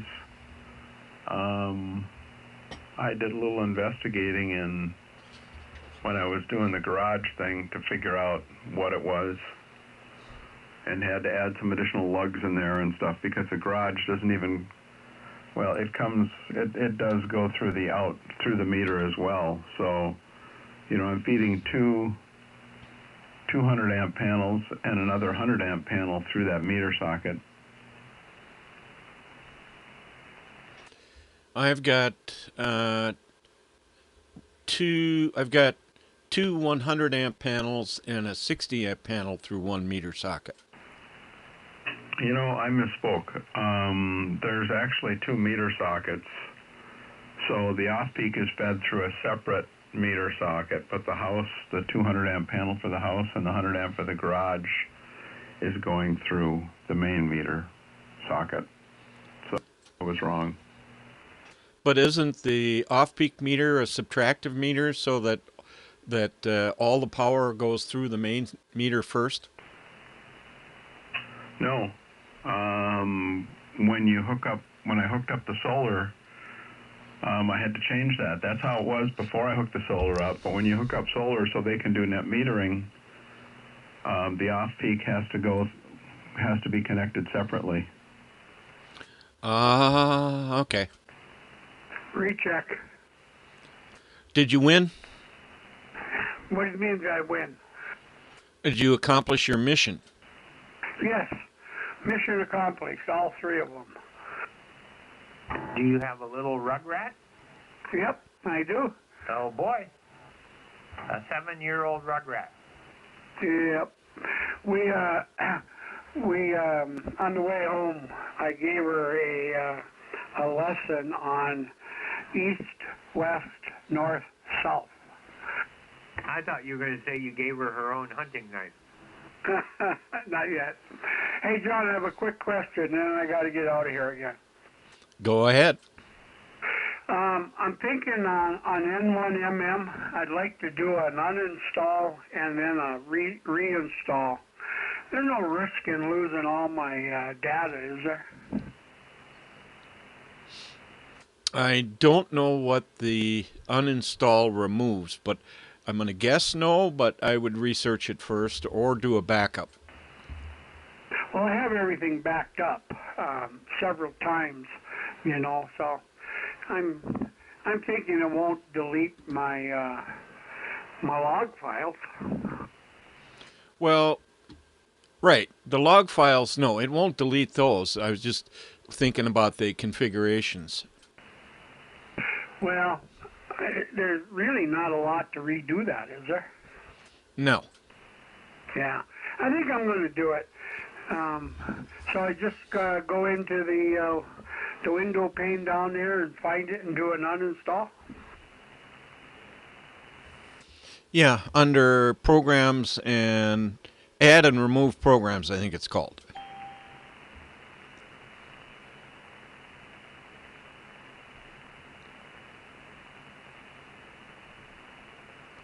NI0K. N0BCD. N7QJP. KG0 Charlie Echo. Hey, Gary. Yeah. So I took care of the windshield washer reservoir, too. Got that emptied out? One sucked on the hose, and she drained right into a bucket. Did the old manual something with the mouth technique? Yeah. You lucky sucker, you. Yeah, talented sucker, you meant to say. No, I was thinking more lucky. You know, if you didn't get it in your mouth, you were lucky. It was a long hose. Oh, very good. Okay. Was there any chrome involved? Any what? Chrome. Chrome? I don't know what you mean. That's an off-the-air explanation.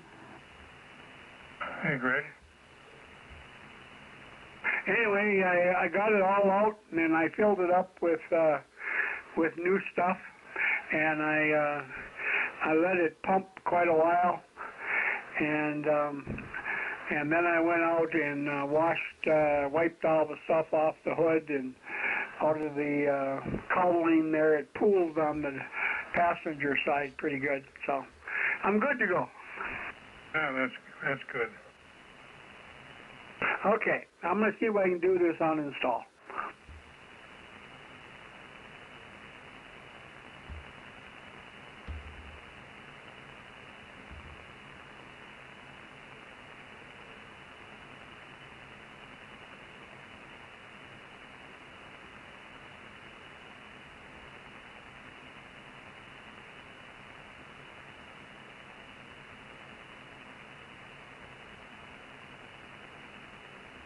Boy, Europe's rolling in on 10 meters this morning.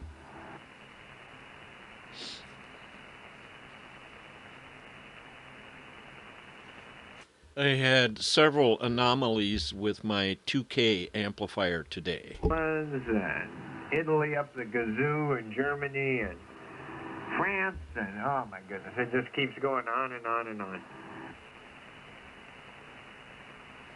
Well, looks like it did it, John. Now I'm going to go to N1MM and do an install.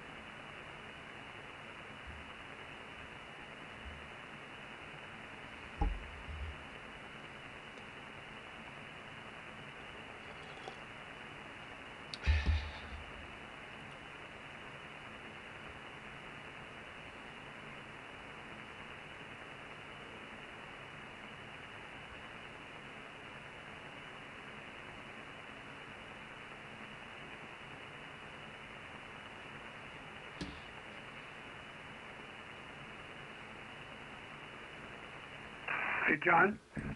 Yeah? Okay, so I'm at the download, and there's two of them.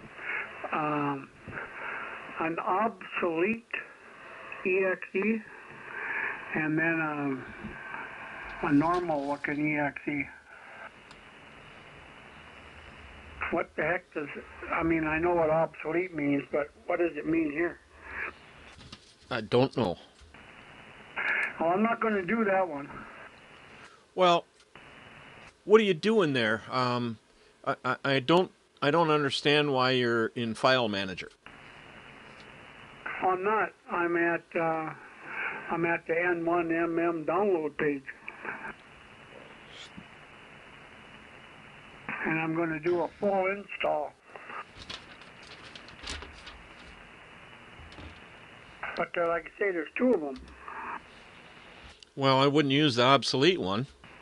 Right. That's what I said. Well, I wonder why it's there.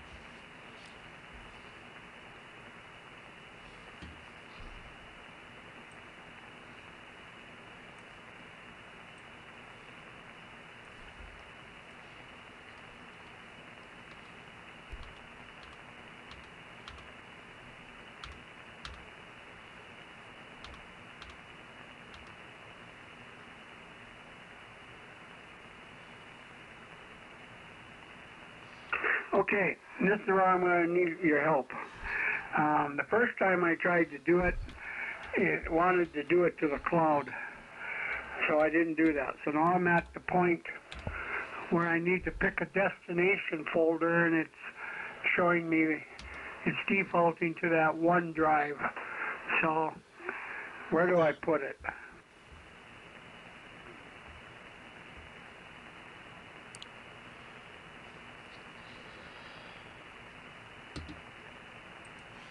Stand by.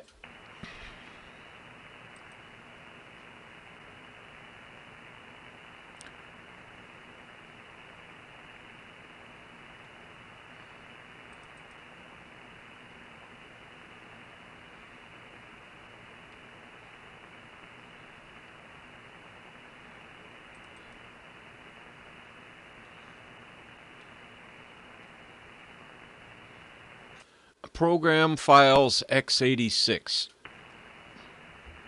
Yeah, that's where I'm at right now. So I'm going to do it. Oh.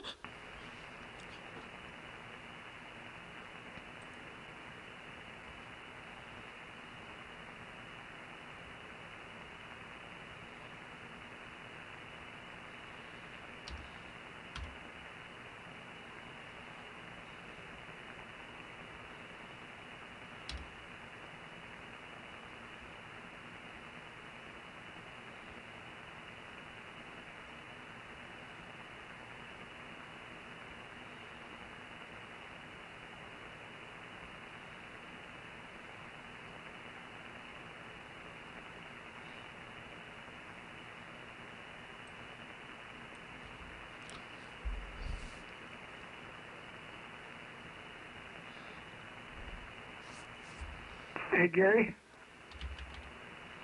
Yeah. Well, he didn't shoot all the deer over here. I saw 6 of them in the field just west of town. You left them for seed for next year? Yeah, I left everything for seed. I didn't even shoulder the rifle. Oh, my. I think it's 3 years in a row now I haven't killed anything. I mean, I could have. I could have shot a doe. Would have been a pretty decent shot, but I didn't want to. I think the last deer I shot was that time I went hunting with you over in that early doe season.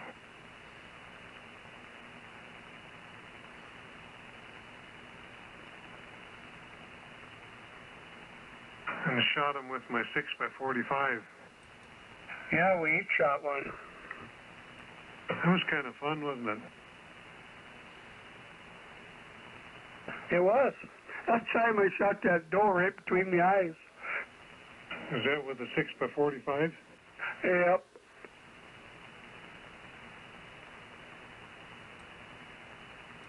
You could have used a 22 rimfire for that shot. Yeah.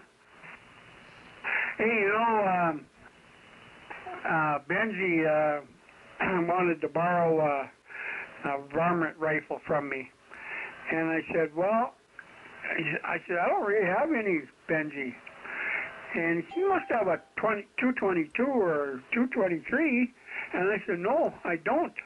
And he kind of looked at me, and I didn't mention, well, I guess I did mention, about all I've got is a 6x45, and I really don't know if I want to let that one go out the door. And so I got thinking,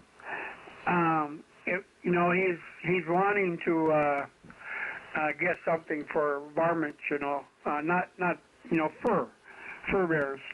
So I was thinking maybe he had to go for one of those 17s. NI0K. KG0CE. WK0B. N7QJP. If he's not going to shoot too far, the 22 rimfire Magnum is pretty good. Yeah, but I think those 17s are, you listen to Al talk, he's so darn high on them. I think that probably would be a pretty good deal, but which one? Well, the biggest one you can get, because they're not much of a cartridge. Which one is the biggest one you can get? The 17 Winchester Super Magnum there, that's made on a blank cartridge. It's made on one of those powered impact driver cases. They neck it down to 17. Is it reloadable? It's a rimfire. Oh, it's a rimfire. Well, aren't there some of those that are center fire? Well, no one uses them anymore. Oh, they don't, huh? Okay.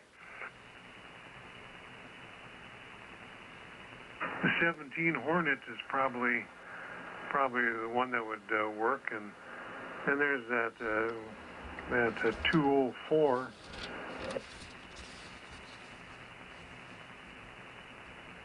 And then, that's kind of got a niche thing.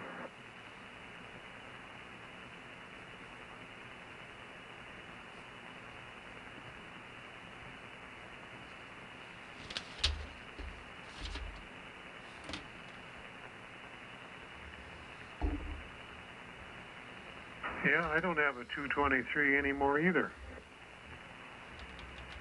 Yeah, and I'm not getting one. No, I'm not either. I tell you, it's been so long since I've done anything on this PC. I'm forgetting how to do stuff. So I deleted the old shortcut, and when I installed the new N1MM, it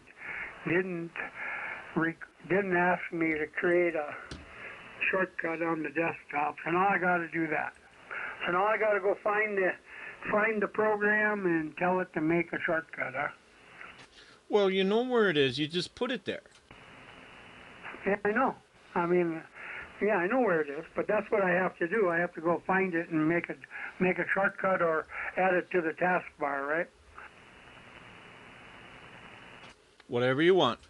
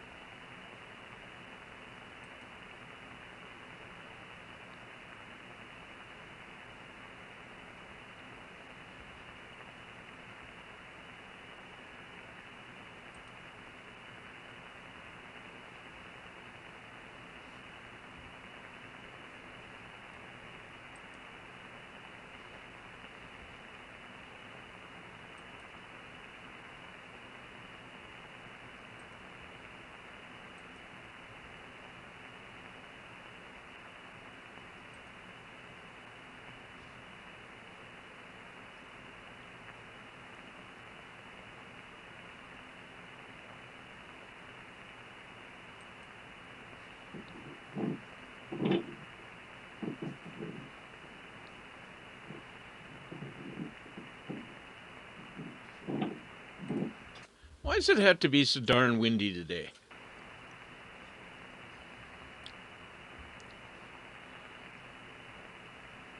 Okay, so I get a runtime error occurred during error processing.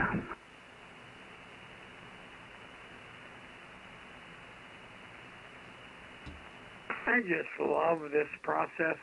I can't tell you how much I love it.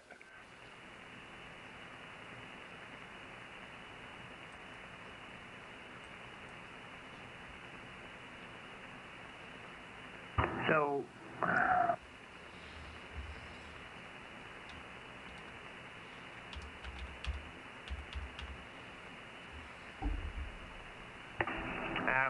since you have Windows 10, it doesn't do me any good to give you some directions on how I would do it because I'm on Windows 11. So I would just try running it right from the programs, not programs, the start window off of.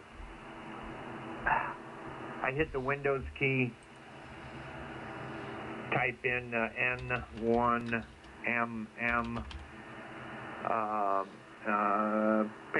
Pick it off the thing or pick it off the menu and click on it. That's what I tried before I tried making your own icon startup icon. Yeah, well, I just did that, and I get the same error screen. Oh, okay. Then I'm out of ideas.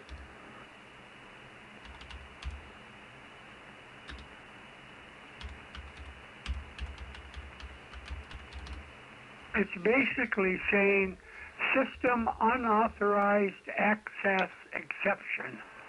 Access to the path. C program files, x86, log error, text is denied. So what happens if you use File Manager, go to that folder and double click on the N1MM.exe?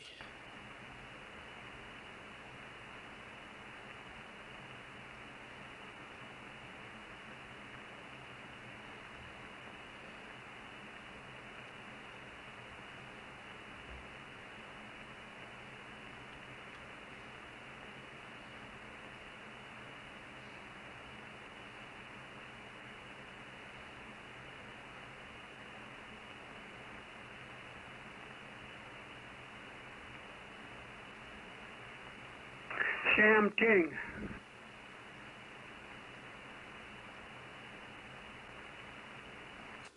It's something wrong with the install then.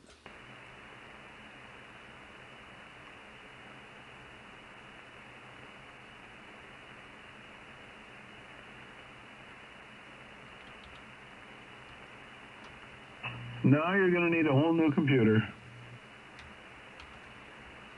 Well, I know that's coming. So what do I do now? An uninstall again?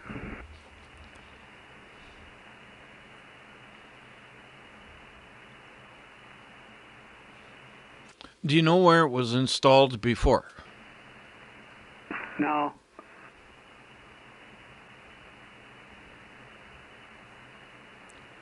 I'm wondering if you don't have another N1MM installation.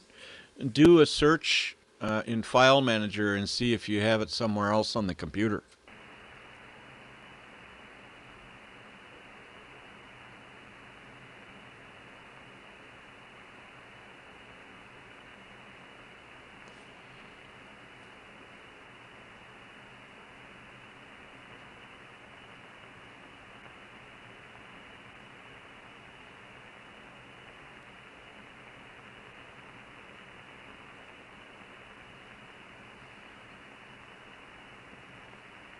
Well, I just updated mine to the new version, so it's not that the new version is buggy.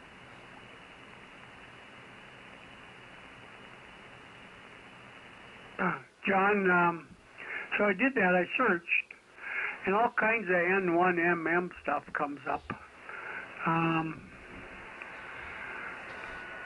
I don't know. There's all kinds of stuff.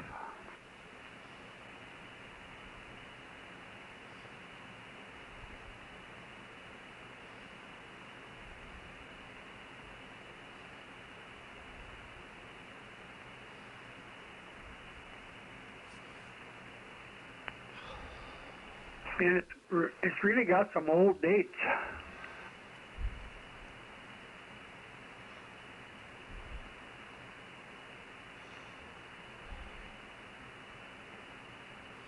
I think I'll just do a uninstall again and then search and see if it shows up anywhere. Roger that.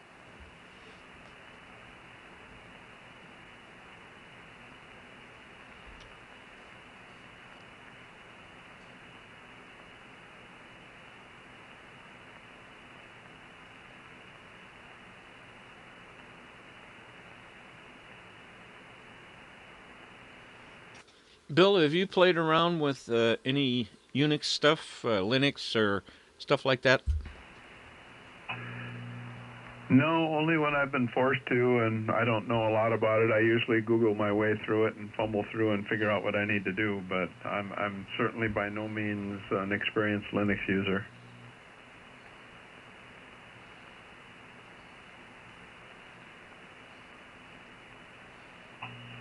Why are you asking?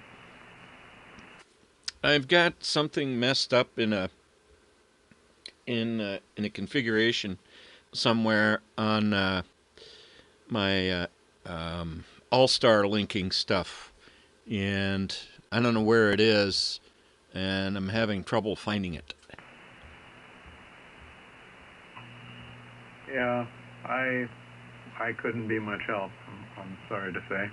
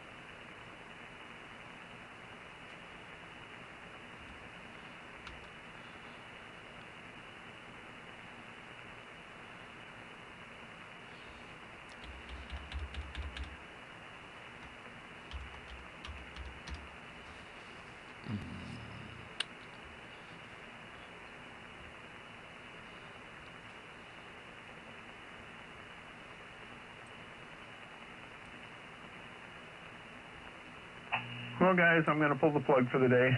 73, have a good day. N0BCD. See you, Bill.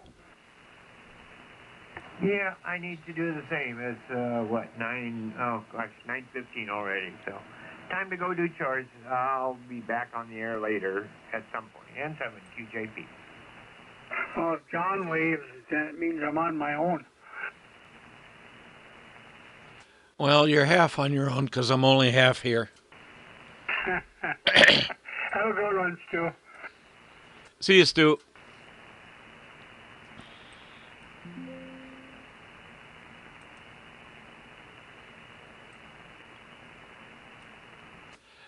Greg, what is your guest going to do, and how long is she going to stay? Well, right now she's outside. And I'm not sure how long she's going to stay. I think her mother's picking her up, but, I'm not sure. I would say at least till noon.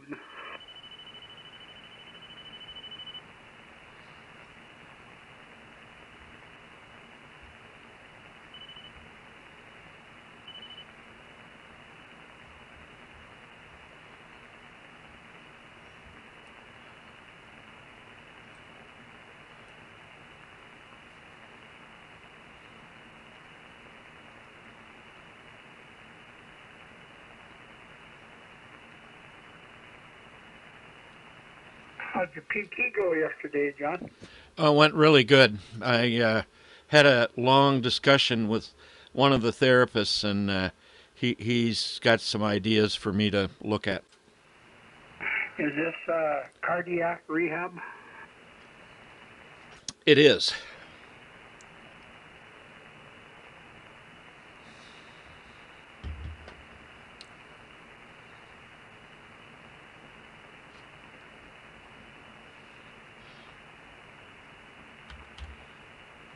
Well, I'm finally starting to come out of this back problem I've been having. It's getting better.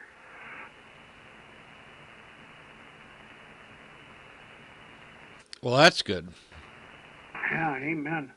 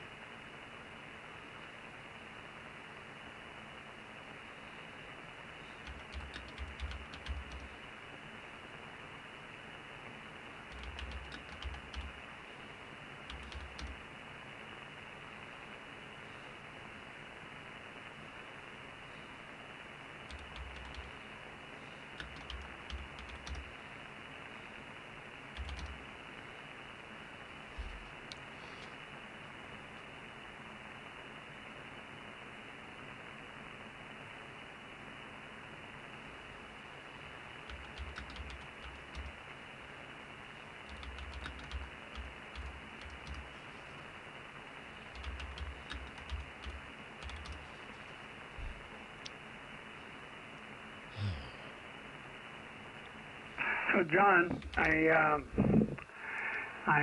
did a search on my C drive for N1MM plus, and it's just looks like it's just about done. There's all kinds of N1MM stuff coming up.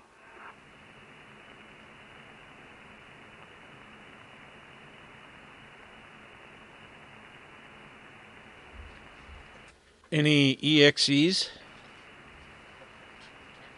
Yes. And what's the names of the EXEs? N1MM Logger Plus full installer 1.0.7711, and then looks like there's another one of them just the same, because I did download it twice by mistake.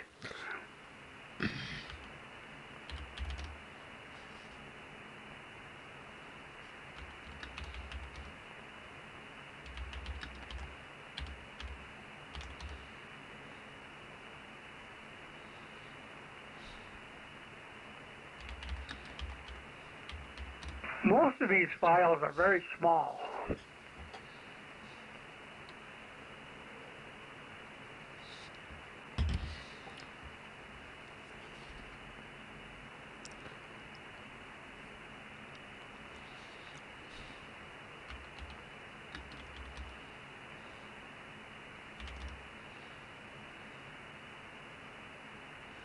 Okay, the first one at the very top says N1MM Logger Plus. It's in Program Files x86. And the date modified is today. And you did an uninstall? Yeah, I did. Okay. So rename the file. Why don't you take everything that's there, and at the end of it put a dot old, or let's put a dot original, or something that you can remember to call it.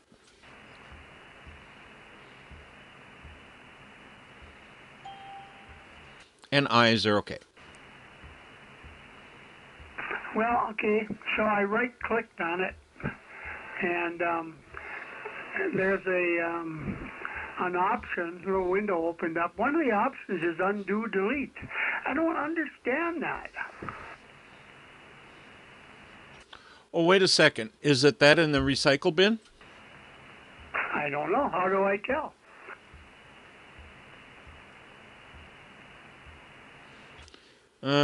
Doesn't it show you the path there in the file name? It just says search results in local disk C, and then it shows all these files. Without seeing it, I don't know what to tell you to do.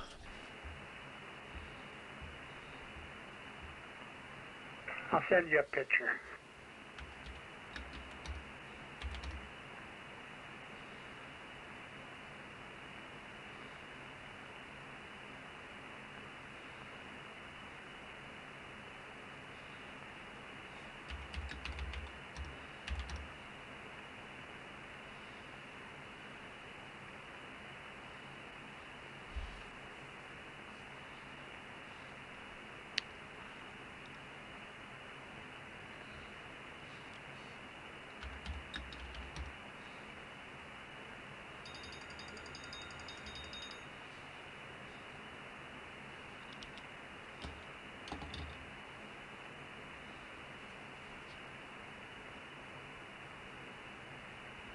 What shows you the path right there? Well, where? On the screen? Well, where on the screen? On kind of on the right side, or up on the top, or where? C:/ program files x86. C:/ users pic2 app data roaming / and etc. Yeah, okay. I see all that. So now what do I do? Why is it there? I mean, I uninstalled.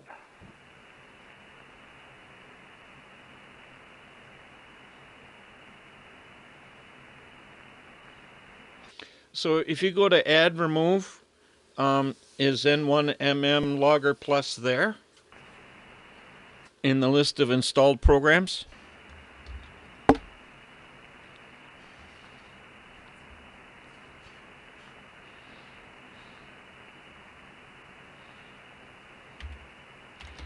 Ben?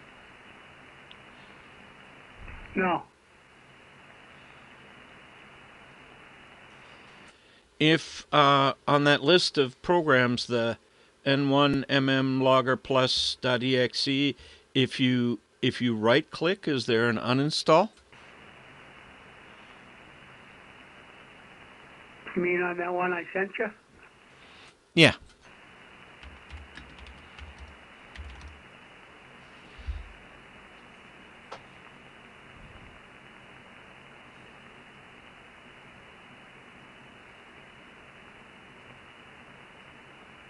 No, there's a delete.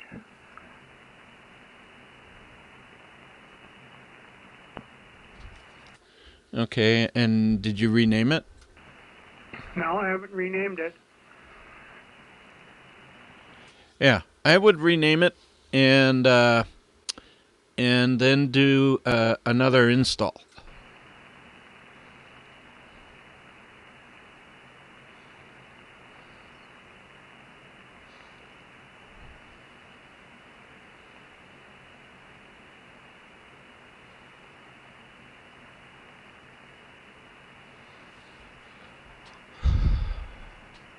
Okay, I've renamed it.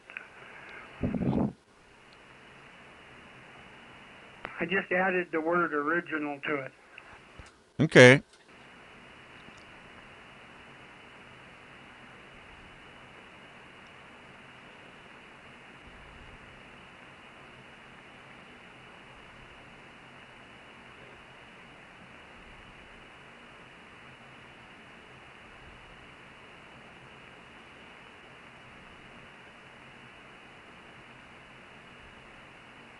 Okay, so when I'm about to download this again, it's downloading it from Hamdocs. Is that where I want to be? Yep.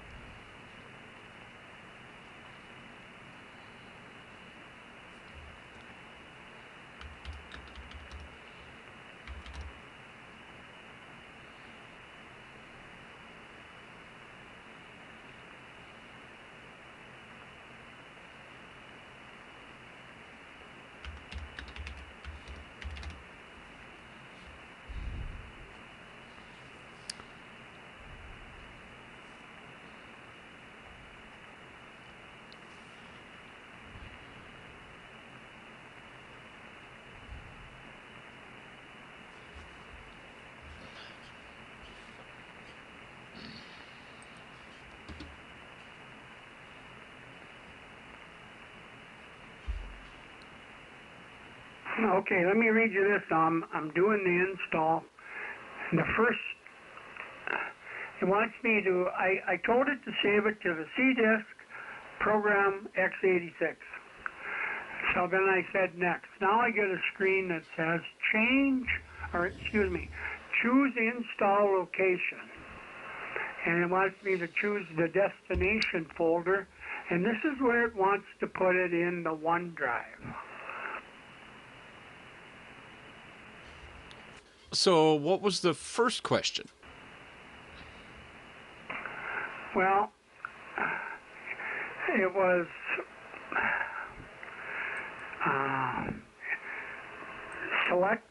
select something.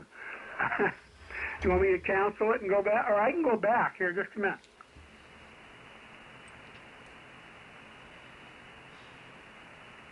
It's basically the same thing. Choose install location. And here now it says destination folder, and it says C, program files x86, N1MM Logger Plus.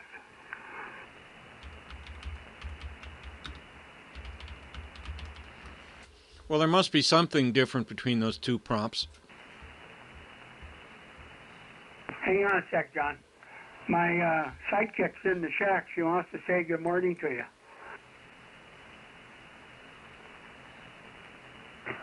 Good morning. Good morning. What is your name? May. Nice name. My name is John. Hello, John. You have a good radio voice. She's got a cat in her hands. Ah, yeah.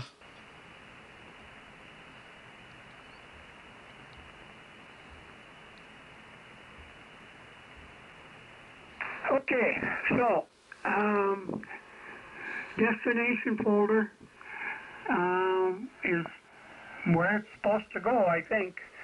C, program file. So I'm going to say next. Okay, so destination folder for what?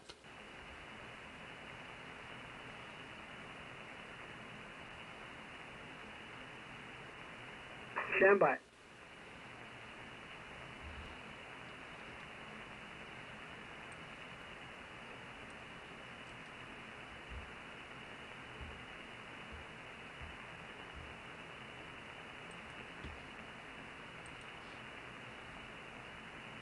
Okay, John, it says choose install location.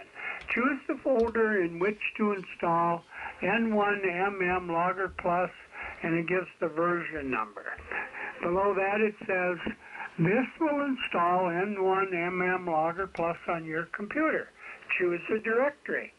And it says destination folder, and then it says C, program files, blah, blah, blah. It's weird that prompts you with the same thing twice. Well, I'm on the first one now. Let's see if it says exactly that on the second one.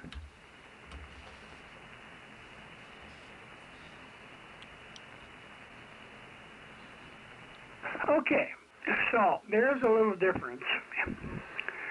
It says, choose install location. Choose the folder in which to place your user files. N1MM Logger Plus will use this folder for your user files. These are files that are needed by the program but may be customizable. To install to a different folder, click Browse, blah, blah, blah. So this is where now the user files want to go to the cloud, or the OneDrive. Okay, so I think this is where it got fouled up. Put a folder, I don't know, maybe in your documents that says N1MM, and then do that. Don't put it in the same folder as the installation directory. Well, there's a browse button here I can click. Should I do that and then try to create this file or folder you want? Yeah.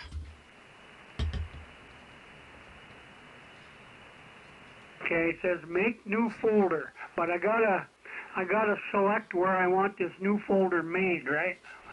Yep, yep. Put it in documents. And make sure it's C documents and not OneDrive documents.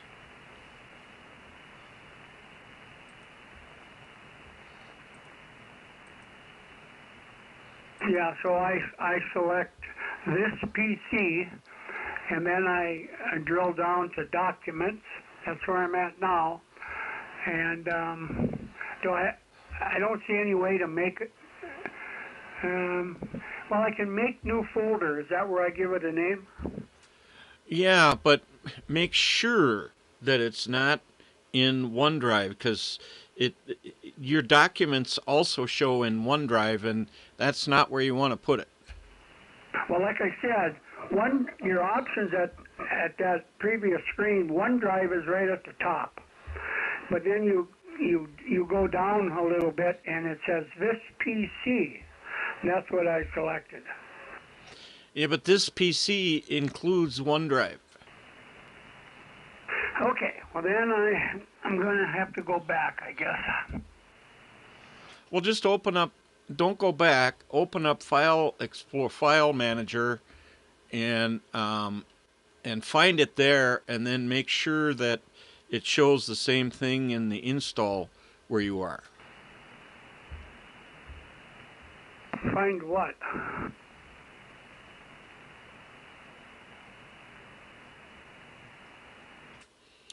Find with File Manager.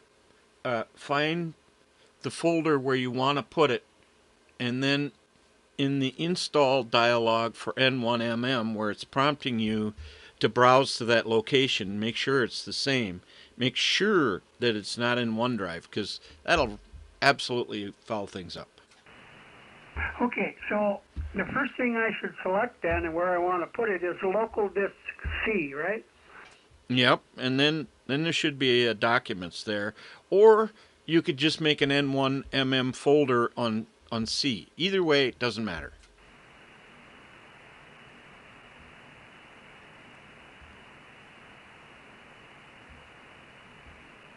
All right, I do not see an N1MM folder on my local disk C.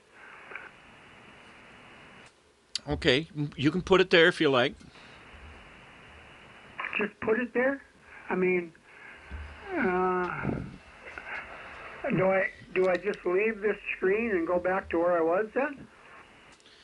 Go back to the install dialog and create an N1MM folder under C, not my PC.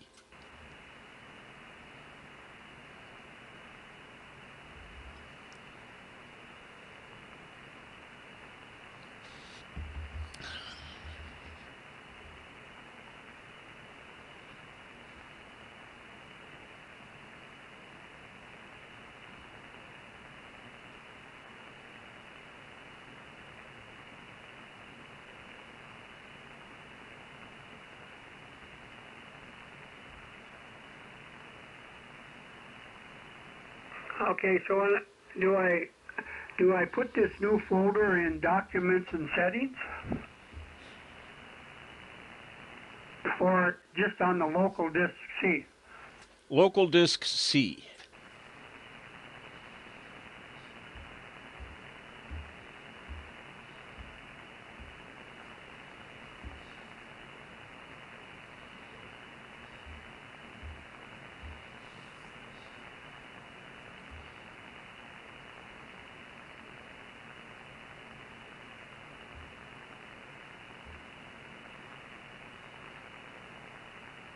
And what do I call it? N1MM plus something?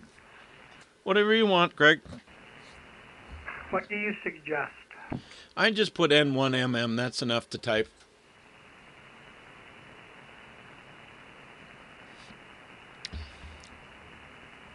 Okay, now I'll do the install. Yep.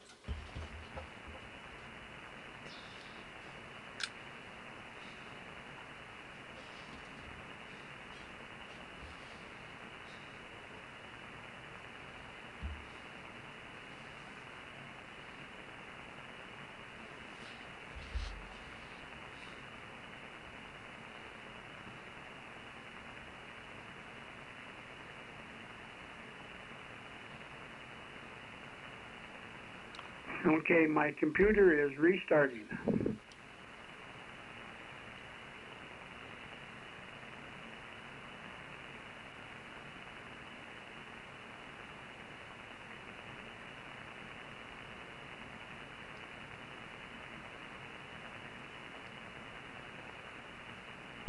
John, can you stick around for a minute or two?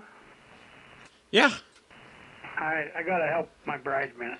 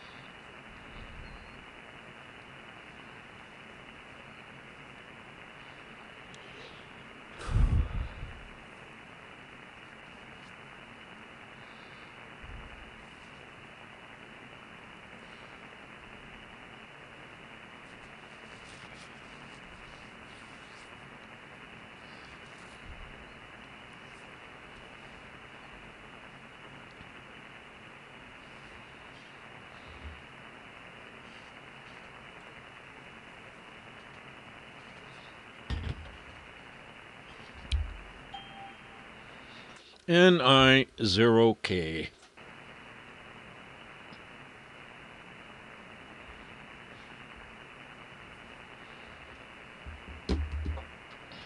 Okay, I'm going to try it now. I don't have anything in the taskbar yet. Yeah, just go to the folder where you installed the program and double click on the exe.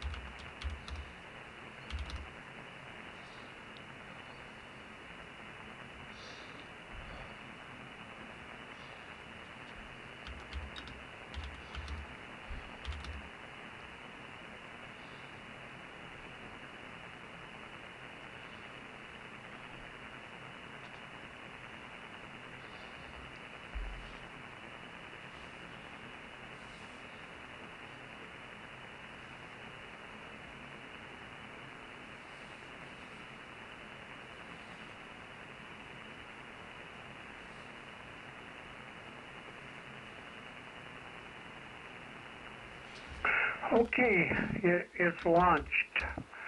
Now I have to do some things. Create new N1MM Logger Plus database or open an existing one.